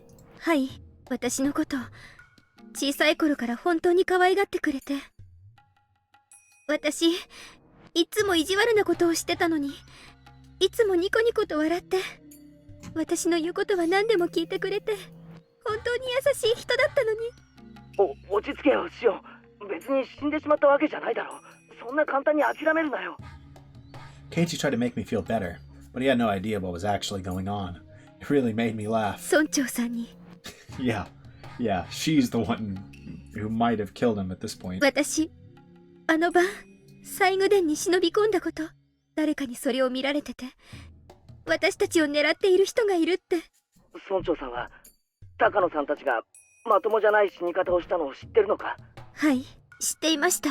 あの二人がお社様のたたりで死んだから、私はその怒りを鎮める生贄にされるんじゃないかって本当に率直に言いました。ああ、それで君吉のおじいちゃん怒らなかった。そしてにっこり笑って、しおんちゃんがちゃんと反省してるなら鬼隠しになんかなるものかって。 Actually pretty close to the truth, to 本 be 当 fair. に笑いながら任せなさいって。 That's pretty close to the truth. I actually got a little sad while saying that. Uncle Kimiyoshi had been so reliable. I was happy when he said he would protect Shion. I truly was happy. If only he hadn't said anything to insult Satoshi-kun. 私のせいです。私が打ち明けてしまったから。よせよシオン。シオンのせいじゃないよ。いいえ、私のせいなんで。私が打ち明けてしまったから。君吉のおじいちゃんが知ってしまったから。だから殺されてしまったに違いないんです。だって打ち明けてすぐなんですよ。打ち明けて大丈夫って言ってくれたその晩に消えてしまった。 It was such a strange feeling. I wasn't upset at all. But as I pretended to be upset and mutter words of prayer for Kimiyoshi's safety, I started to feel that emotion growing inside me. I was only pretending to be distressed to fool Keiichi, yet the emotion I feigned began welling up inside me. It felt like I was being consumed by that emotion. Yeah, I mean, I'm just saying that does check out, right? That's one of the things I've been worried about is like the people who are infected with whatever, right? Get kind of consumed by these emotions. So the words coming from my mouth weren't words I intentionally said. They were words that consuming emotion forced me to say. It was like someone else inside me was doing the talking instead, and I was just watching that someone talk from a short distance away. 話すんじゃなかった。これは全部私たち4人の咎だったはず。他人に話してはいけないことだったんです。話したから殺されてしまった。知ったから殺されてしまった。打ち明けたから殺されてしまった。おい待てよ。そんな奴なら打ち明けた村長を殺す前にお前から先に殺すに決まってるじゃないか。順番が違うよ。殺されるなら俺かシオンが先。他の奴らが先に死んだりするものか。順番はあります。私たちを一番最後に殺すつもりに違いないんです。なんだって。人思いに殺さないで親しい人たちから順々に殺していって散々悲しい思いをさせた後に殺す、そういう狙いに違いないんです。 That's just your plan with Mion. What I just said scared even me. Killing our loved ones first to harm us emotionally, and only then kill us at the height of our suffering. Oh, I felt something crawling up my spine. That's awesome. It's an awesome idea. I must not be human anymore. I really am a demon. A human can never think of such cruel things. That would be one incredible hell. Your close friends dying one at a time after being tortured, and after all that, you yourself get killed. What a great way to destroy someone's life. Why was I getting so excited about this? Because I could get going with that plan right away. リカちゃん、リカちゃんだ。え、今なんて言ったんですか？俺も実は打ち明けたんだ。 How convenient for Shion. リカちゃんに今日。リカちゃんってリカちゃまのことですか？古出神社のリカちゃま？そうだよ、リカちゃんだよ。俺もどうしようもなく不安で打ち明けたんだ。リカちゃんに。そうしたらリカちゃまはなんて？ Leave it to me. 猫さんも心配しすぎなので僕がきっと何とかしてあげますですよ。 The cats are absolutely referring to the people who made it, who were in the storehouse. リカちゃんはそう言って。ごめんシオン。 What if the cats and dogs... I feel like I should maybe review the cats and dogs. There's so many scenes in Chapter 2 I want to look at again now. 俺ちょっとリカちゃんのことが心配になっちゃって。あ、はい。そんなに心配でしたらぜひ電話を、安否を確認してみてください。ああ、そうさせてもらう。また明日もこのくらいの時間に連絡します。それをもって私の安否確認としてください。わかった、待ってる。じゃあな。すまん、切るぞ。 Keiichi hung up roughly. Yeah. How perfectly that worked out for you, huh? What a hilarious conversation with Keiichi. Everything was just too damn funny. Keiichi Maibara, go ahead and struggle helplessly. Run all over the village and see if the curse is still alive. Go ahead and see if my enemies are still around. I laughed for a while and then calmed down. I'd already got rid of the bicycles and shoes belonging to Rika and Satoko. My house was, for the moment, taken care of. I could expect Keiichi to run around in a panic, to ask for help from someone, and then ultimately come to Mio. More than likely, the youth group would end up looking for Rika like they did with the mayor. I'd probably have to endure another long night again, knowing nobody would find her. I decided to wait until the phone rang. I killed time by watching TV until it did. Evil. ケイちゃん、本気で言ってんの？もし冗談だったらかなり怒るよ。 I scolded Keiichi for suspecting that Rika had disappeared. みーちゃん、 Yeah, dude, this is... God. 本当に冗談だったなら怒るんじゃなく笑おうよ。 Yeah, that means Rika didn't actually slash her throat with a knife. There was a very, very interesting part to this formula, though. That was, of course, the throat clawing. We'll talk about that later. There's a lot to talk about this episode. Oh my god, we're already at the hour and a half mark. Jesus Christ. We're gonna end up doing one chapter episodes at this point, I think. I normally don't do those, but they're a lot longer right now. だって冗談なんだから。私たちはそれが冗談であることを確かめなくちゃいけない。そうだね。機嫌の悪そうなことを言ってごめん。 We still got this night, and I imagine we're going to see the breakdown regarding Satoshi, right? At the bare minimum, when Keiichi and Shion are, like, left alone. Rena rebuked me. While she looked quiet, I felt that she could be very terrifying under her skin. I had no basis for that impression, but I still felt that way. I just didn't like her. I disliked her ever since that rainy day at the bus stop. It wasn't that we didn't get along, though. How should I put it? I was at a loss for how to explain. She unnerves you. Ah, that was it. I found a good example. When I was little, I always wanted to play tennis. I had my relative take me to a tennis court, and they all praised my skill. I was doing nothing more than hitting a ball with a racket, but they told me I was talented, and that made me happy. When I went to school, I told my classmates I played tennis, and they told me that I was talented too. Then, one of my classmates, who was usually very quiet, said she also played tennis. Not only did she play, but she took lessons. Although I'd bragged about my serve, I was no match for her. I felt lonely and insulted that everyone was paying attention to her and not me. She was usually very quiet, but suddenly I realized that she knew more and had a lot more experience than me. Ren at the bus stop was just like that. I thought of myself as a demon now. I'd awakened a part of me that was half human and half demon, the part that lived in Onigafuchi village.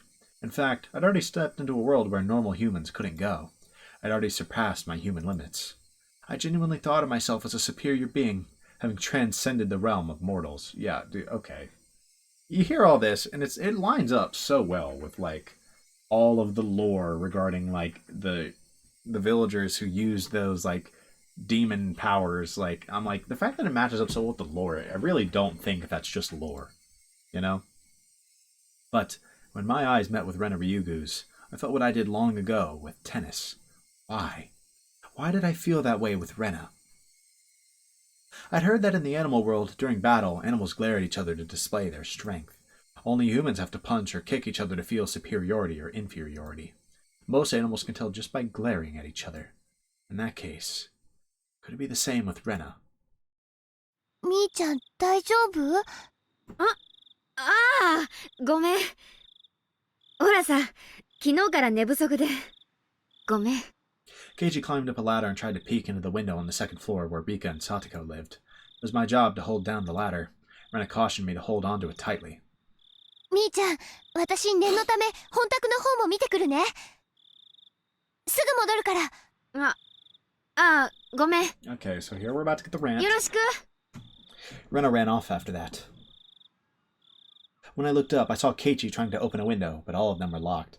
Man, I'm actually like, this is something I'm really excited for, the rant, because this is one of the main things that really, to me, I was like, this is Shion. This is Shion. Mion wouldn't have done that. That's a Shion behavior. Just crazy to me. Like, in a way that I called that. I'm like, yeah, Shion's crazy. Right? She had never shown any real signs of that besides the chapter 3, like, a little crash out, right? And I think that in particular is when I was really like, whoa, hold on. Like, you are not, like, some master of holding in your emotion, you know? But this is one of the things that really made me look at it, you know? So I'm excited to see this from her perspective. When I looked up, I saw Keiichi trying to open a window, but all of them were locked. 本宅ってなんだ？ Keiichi asked me from the top of the ladder. 古出家の本当の家だよ。両親が亡くなって以来、ずっと放置してあるそうだけど。あ、そうか。リカちゃんのご両親って亡くなってるんだよな。聡子も親はいないよ。お社様のたたりってことで、両親が崖から落っこちてね。お兄さんだったサトシ君もいなくなっちゃって。サトシって前に聞いた名前だな。He'd heard the name before. I felt anger growing inside of me. Don't you know whose desk you're using every day? You act as if it belongs to you. You drop food on it while eating lunch. You drool on it while taking a nap. Don't you know who it really belongs to? Why am I acting this way? I'm Mion. Satoshi-kun doesn't even exist anymore. He was demoned away. It's hardly Keiichi's fault that he didn't know. It really isn't his fault. 聡子はリカちゃんと一緒にこの小屋で暮らしてるんだよ。互いに身寄りのない一人ぼっち同士。助け合ってね。本宅って言ったか。そっちで暮らした方が楽だろうに。初めはそうしてたみたい。でも、両親を思い出すから辛いって言って。After everyone in Satoko's family died, she started living with Rika. It only made sense. Satoko and Rika were best friends. They didn't care about the Hojo family or the Furude family. They'd been best friends since before the dam conflict. The reason why the curse never fell upon Satoko. Rika Furude probably had a lot to do with it. That made more sense than anything else, at least. Satoko was pardoned from the curse of the Hojo family. All thanks to Rika Furude's arrangements. Satoko had never been a victim on the night of Watsunagashi. According to the curse system I'd uncovered, the last survivor of the Hojo family still living in Hinamizawa would be the perfect target for this year's curse. Therefore, whoever was responsible for executing the curse must have tried to take her life.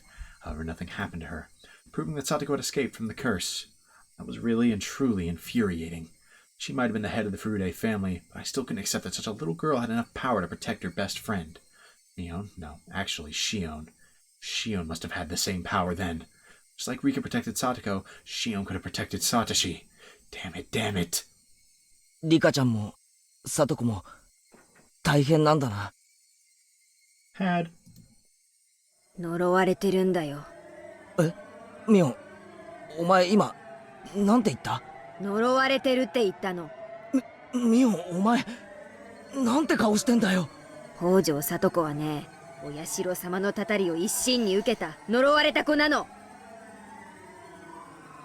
I can't accept that Satoko was pardoned from the curse, although she was a member of the cursed Hojo family. She was one of the cursed Hojos. Satoshi-kun wasn't pardoned, but Satoko was. She was cursed, but she got away. She escaped the curse, but Satoshi-kun didn't. I can't accept that. In fact, Satoko should have been the one to be cursed the most. She cornered Satoshi-kun physically and emotionally. That was why things got weirder and weirder, and in the end, everything went crazy. When I think back on it, it was Satoko who I hated most of all. She cornered Satoshi-kun. Blanked, and as a result, Satoshi-kun disappeared. She started it. She caused it. If only she hadn't been there. Just as Rika Furude and Satoko had lived happily, maybe there had been a happy future for me too. Yeah, had lived happily. You gave them a year. Maybe there had been a happy future for me too. Maybe Satoshi-kun and I could have started our lives together in Okonomiya. Yes, if I look at both the beginning and the end, it's so obvious. Satoko's existence caused everything. Satoshi-kun had to kill his aunt because of Satoko. The three families used that need to create the curse, and then they killed him.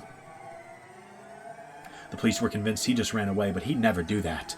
He was the type of person who always did his best at everything, all by himself. He was doing the very best he could for his only sister, yet he was forced to vanish. He worked so hard for Satoko, and though he was living just for her, he was erased. Poor Satoshi-kun. He was so underappreciated. That girl knew no gratitude.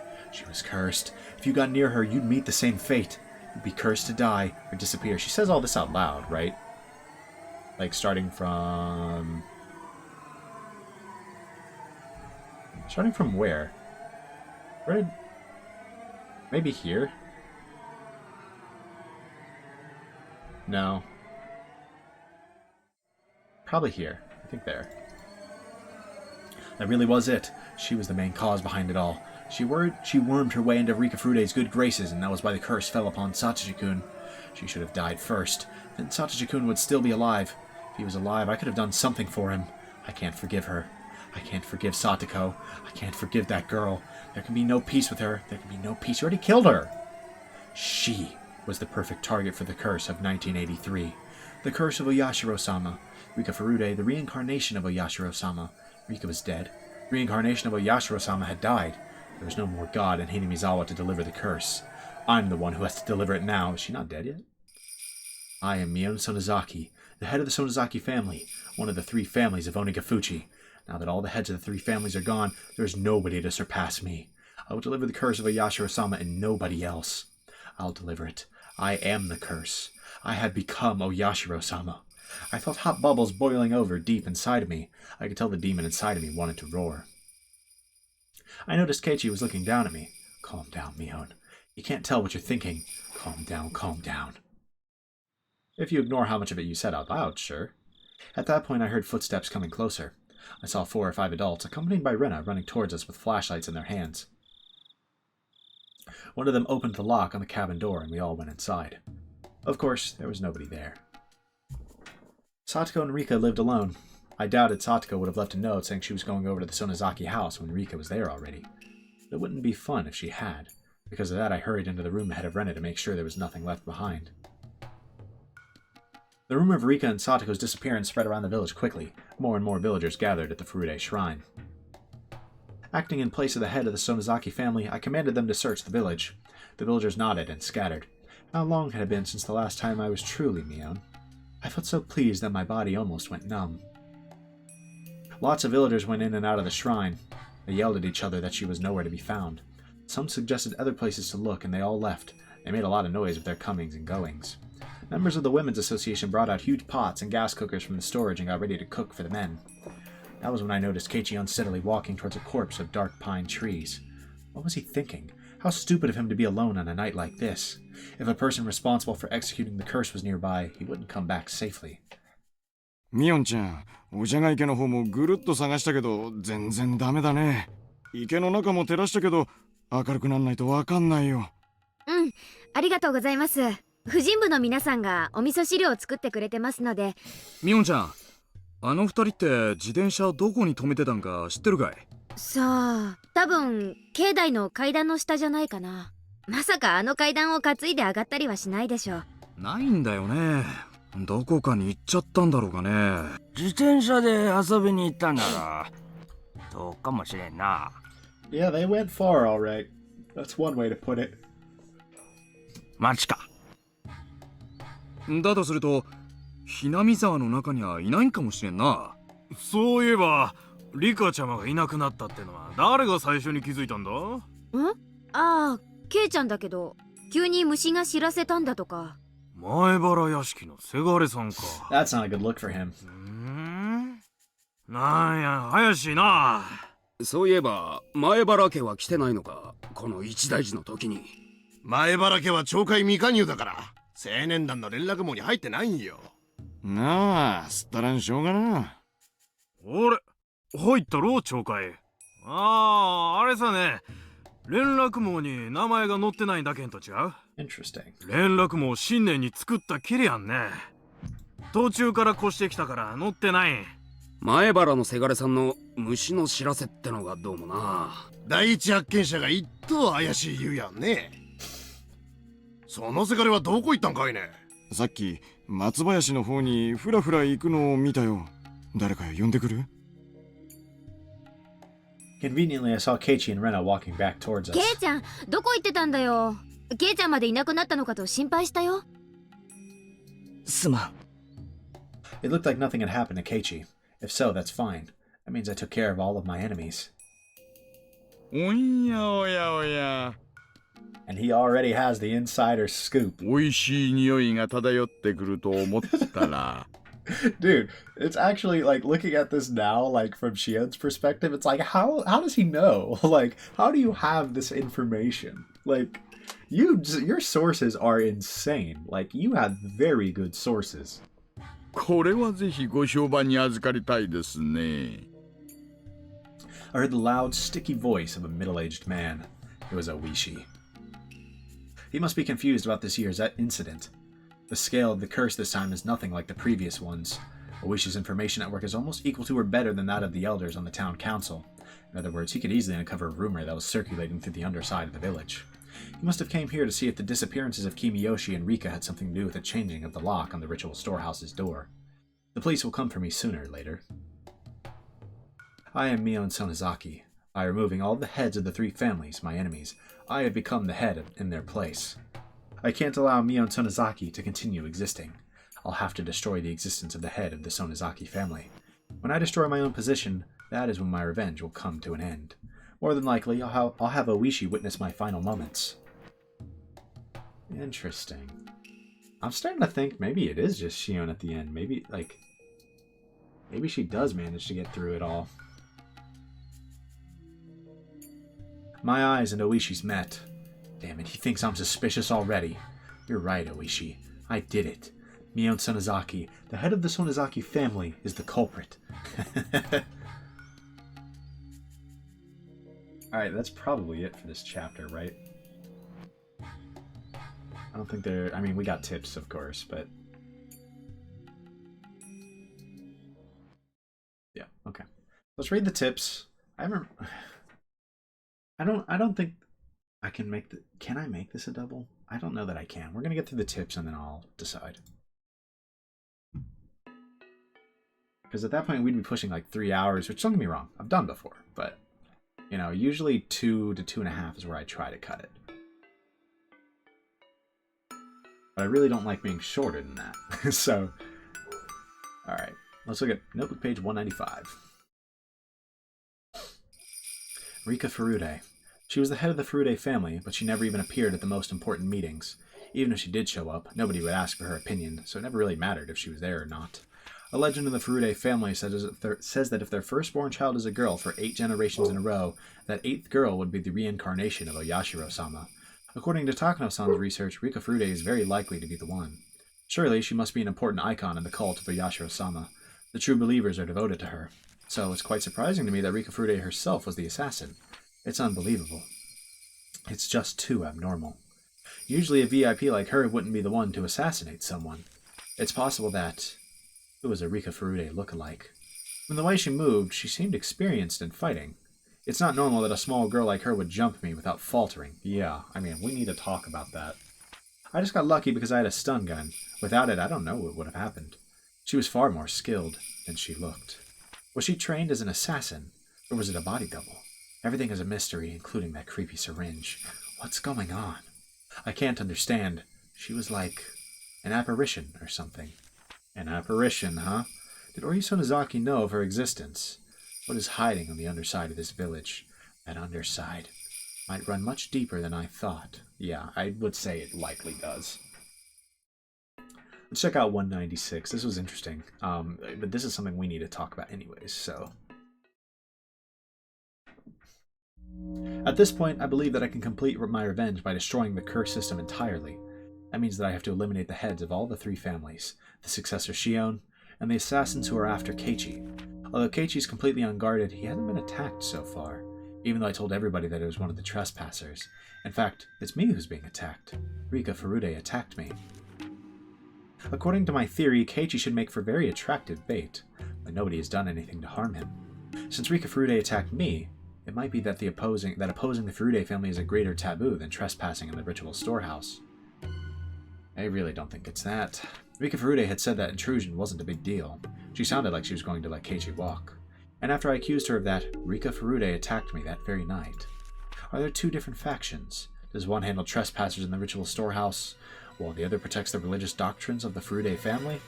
No, that doesn't make sense. Tomotage-san's death must have been caused by the Furude family's injections.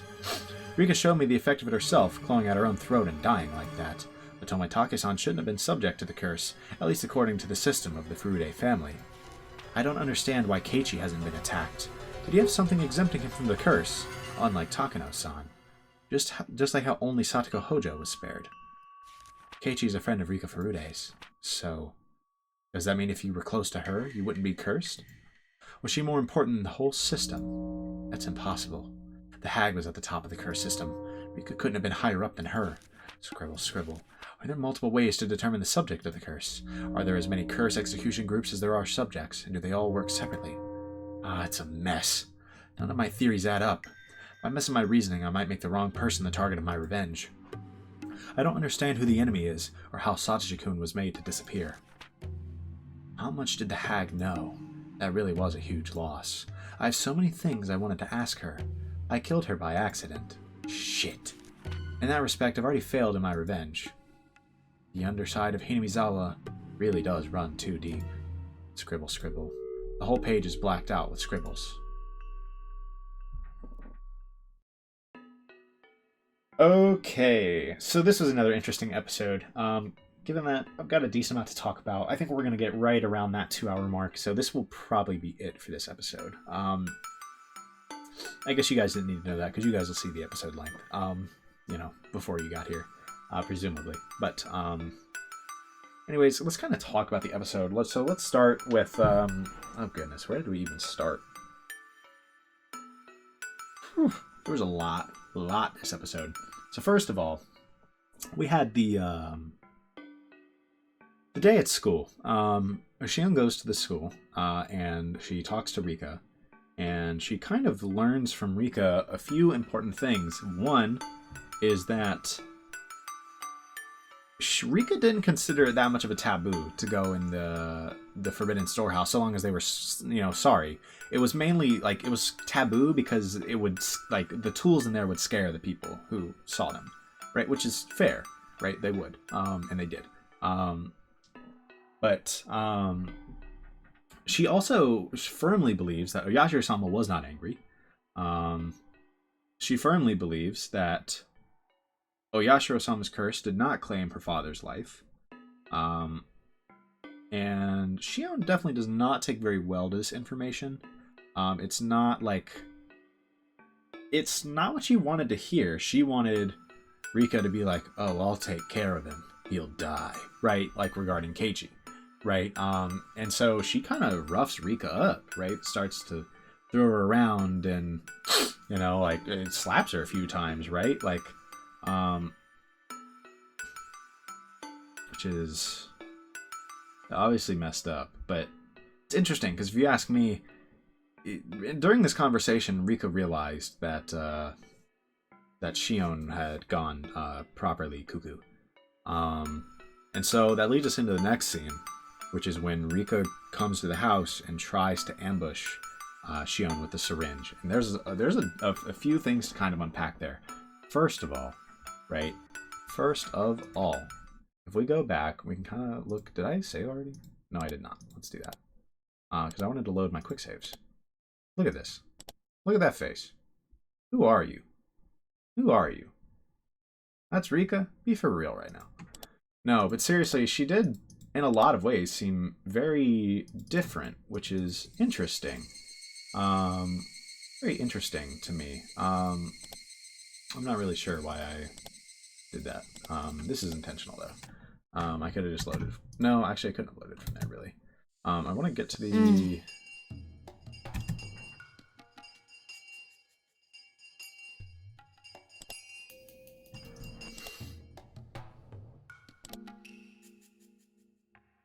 I mean, no, she looks mostly the same. I wanted to see if maybe, like, I don't know, if something like the eye color was different or something like... No, they look the same. The vibe is very different, of course. But, like... I don't know. It's not like she seems like a literally different person, physically.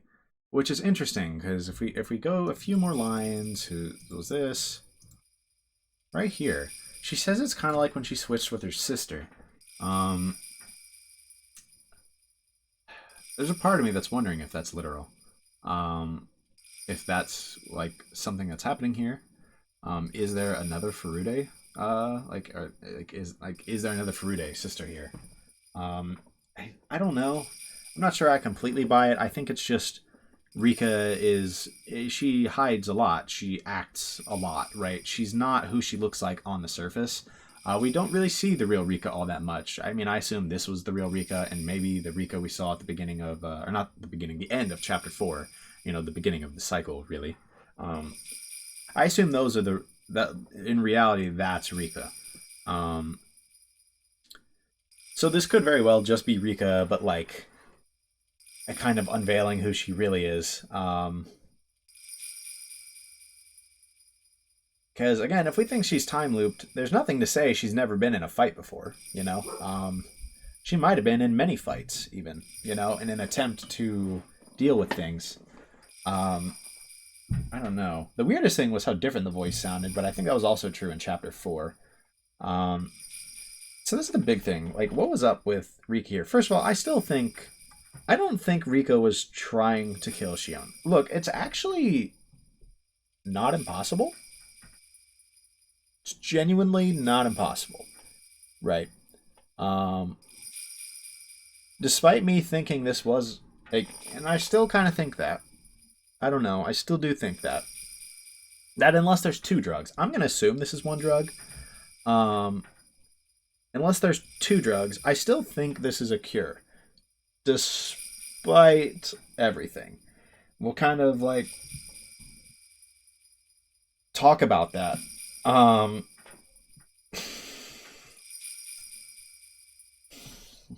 But really, I don't know. I'm curious to see if, like, Shion's thoughts here, like, it's when she switched with her sister, like, did she have a twin sister? Like, is that reality? I don't know. I'm probably not going to assume that it is, but it's something I guess I need to keep in mind, is that what if there's just another Furude? Another Furude would maybe throw things off a bit, to be honest. But again, I'm not going to assume that is the case currently. Not going to assume that. I don't know. I will say it would explain the whole apparition thing, because that was another thing. Is if you looked at the scene where she was following her into the house, those footsteps were very much like the footsteps that are normally heard, right? It said it matched their pace, which has always been true, and that there's always one extra step, and that was true with Rika every time, right? And I will say, if I think this is something that has to be like actively done, right, like, then it would make sense if there's another Furude doing it. I don't know. It's not something that I can be super sold on yet, but it's a very intriguing possibility that I certainly hadn't considered before this episode. Is that there is another Furude.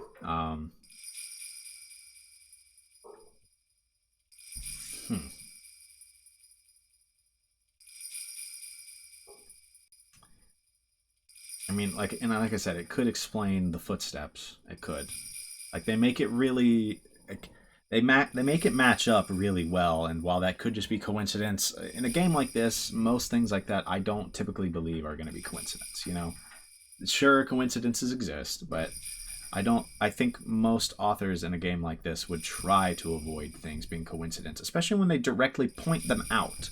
It could be a red herring, of course, but I don't know. So what the other big thing we got to talk about in this scene is, of course, the let me get out of here. We got to talk about the I'll go ahead and load this, whatever. We got to talk about the syringe. I'm actually not going to keep this loaded. This music is not conducive for me thinking personally.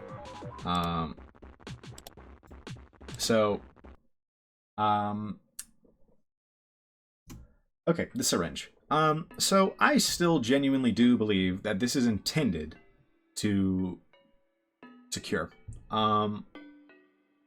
Partially because I still just cannot see Mion and Rena using this on Keiichi when they could have killed him if this was not intended to cure in Chapter 1. And I feel like maybe I just have too much faith in Rika. Maybe she's a cold-blooded killer. It seems like she might be able to do that, right? Like, she might have some experience in that, like, manner, right?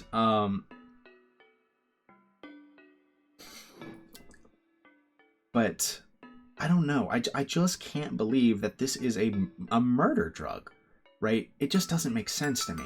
Now, then you got to question, of course, why. So Rika gets injected with it, and then when she gets up, she decides to just kill herself. Instead of getting strapped down into some torture device and, like, you know, having to deal with that. But then she claws out her own throat, which is very important, of course, because we've seen that before, right? And I mean, it seems like it's a pretty clear side effect of the drug. No denying that it does seem to do that. The question then is, does it always do that? Is it like...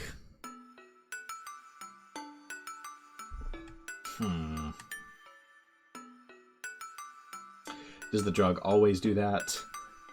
Is that... I mean, of course, is that the primary effect? I don't think it is, but, like, is it? So I guess if we think it doesn't always do that, is it like something like...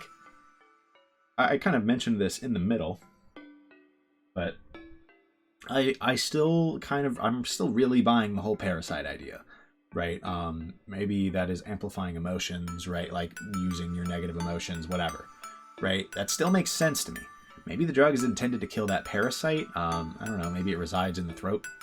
Maybe that's why they claw the throat out, because they feel something there, right? And it's like killing stuff there. I don't know.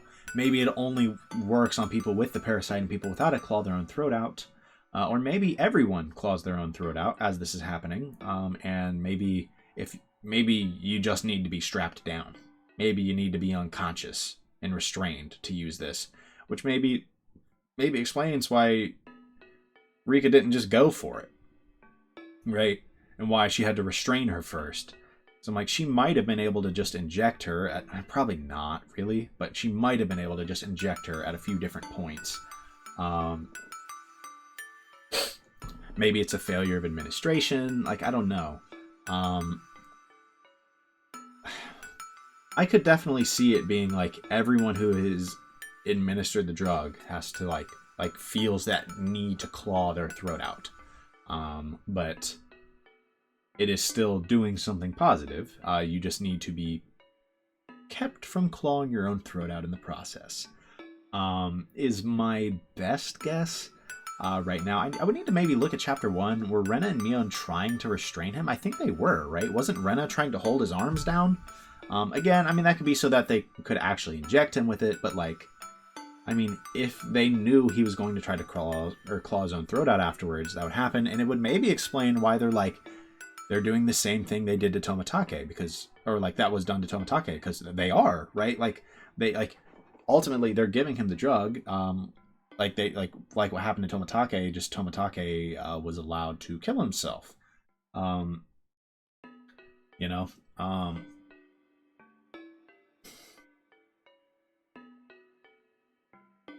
I don't know. That's my best guess right now. So basically, my thoughts on the drug didn't change much. It feels like they want to change my mind, and so maybe I should. But here's the thing. Even though we're in the answer arcs, I don't think everything they're providing me right now is the answer. Right? A lot of things are still Shion's perspective on things. Right? Shion was not sure why Rika wanted to inject her with this drug, so she assumed it was a murder drug and injected it into her. And yes, it did kill Rika. That is it did cause her to claw her own throat out. Objectively true, right? But that doesn't mean that's true. There are a lot of things that Shion believes that I don't necessarily believe. Like a lot of her beliefs on how the system works, I'm like, I don't know that that's true, right? Like there are a lot of things that she assumes are true that don't have to be true. And I say this all the time, right? And this is something the author actually does pretty well, in my opinion, right? A lot of characters have beliefs. They have strong beliefs as to what is happening. They have their own explanations. It's not like they don't attempt to explain things. But every character has different explanations. Rika's explanation would probably differ from what Shion's is and what Rena's is. And I actually meant to start with Rena there. I didn't even mean to bring Rika up. I'm not going to lie. You know, we know what Shion's explanations for things are. We know Keiichi's guesses. We know some of Oishi's guesses. We know some of Rena's guesses. They don't all line up, right? They can't all be true, right? And I think maybe each of them has a little bit of truth, right?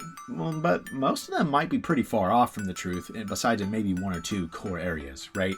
And so that's the thing. You can't take any one character saying something as truth, even if we're in the answer arcs. So just because Shion believes that drug is meant to kill, it doesn't mean that's true, right? And so it's something I really got to keep in mind, right? But yeah, that's kind of my thoughts on the syringe so far. So anyways, let's move on to another big bombshell that was confirmed. It wasn't completely confirmed yet, but yes, originally Shion Sonozaki was Mion Sonozaki, right? And they switched one night, and I'm guessing that was the night of the tattoo and or demon, right? And so the Mion we know kind of took that role, right? Even though she was Shion. Which is interesting, right? It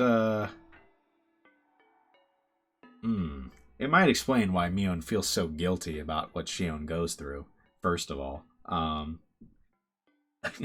If she was never even actually Mion in the first place, and Shion was, and then she had to take the garbage life, right?